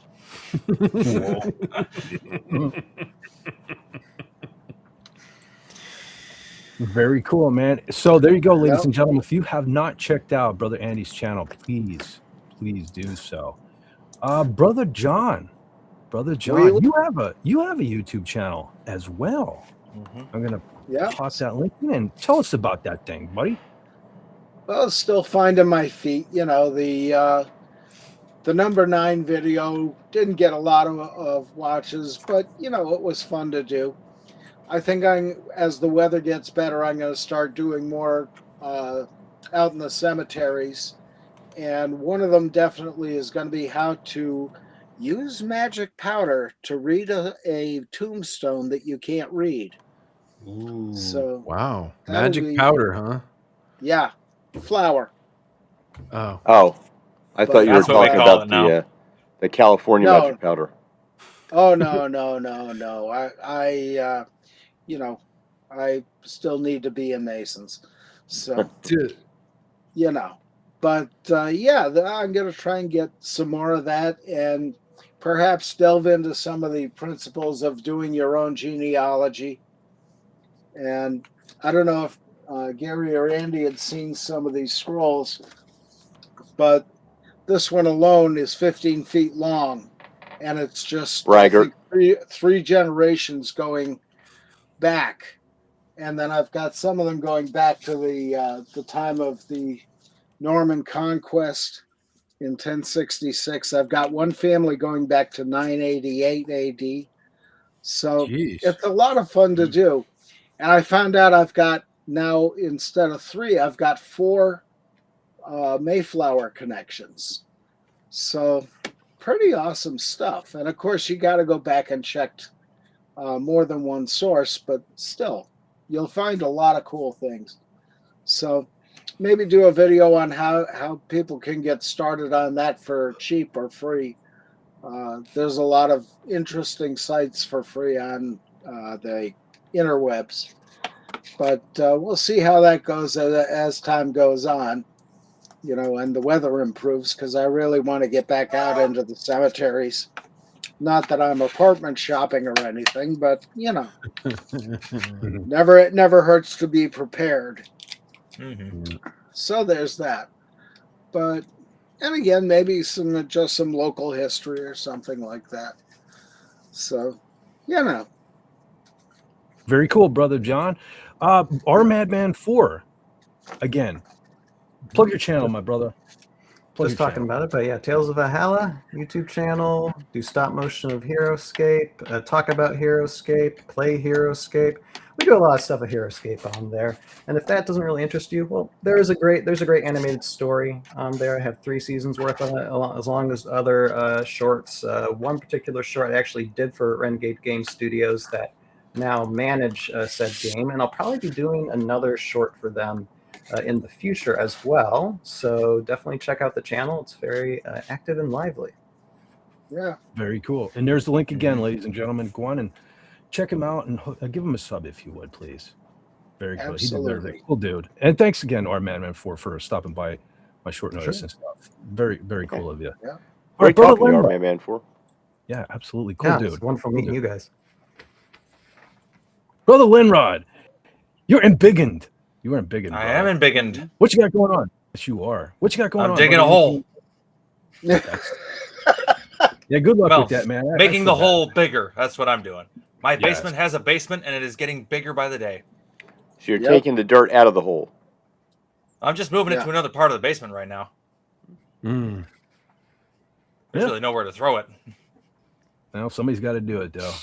Problem with the plumbing that seems to be going around, so I feel bad for you, buddy. It's like it's either that or pay a plumber an obscene amount of money to do it, and I'm gonna do it myself because they're gonna want to lift my house and move it in order to dig this out. Oof. Wow. There is zero room to work down there. I'm working from a crouch position with my trench shovel. Ooh. But you say it really works the glutes, though. I'm gonna have a Patrick Swayze butt by the time I'm done. Yeah, Well, I'll bet. Right. Hopefully not a current Patrick Swayze butt. Yeah. Oh yeah. For sure. Yeah, he's somewhat what's the word? Deceased. Little bit, yeah. Yeah. We Him don't and Tim remember him Turner as he's hanging out. dead. We remember him as he was. Mm-hmm. True. He's pretty much all dead. Definitely not mostly dead. Yeah. Okay, ladies and gentlemen, I want to thank everyone that was here on the panel. I want to thank everyone that was here in the chat. And I want to thank everyone that will watch this on the replay. And if you would be so kind, hit that there like button and maybe leave a comment because YouTube loves that their interaction. So don't forget, you guys are not subscribers. You're my friends, and I love you. And most importantly, don't forget to take care of yourself, take care of each other. And why take it easy when you can take it? Tell them, Linrod. Sleazy. Sleazy.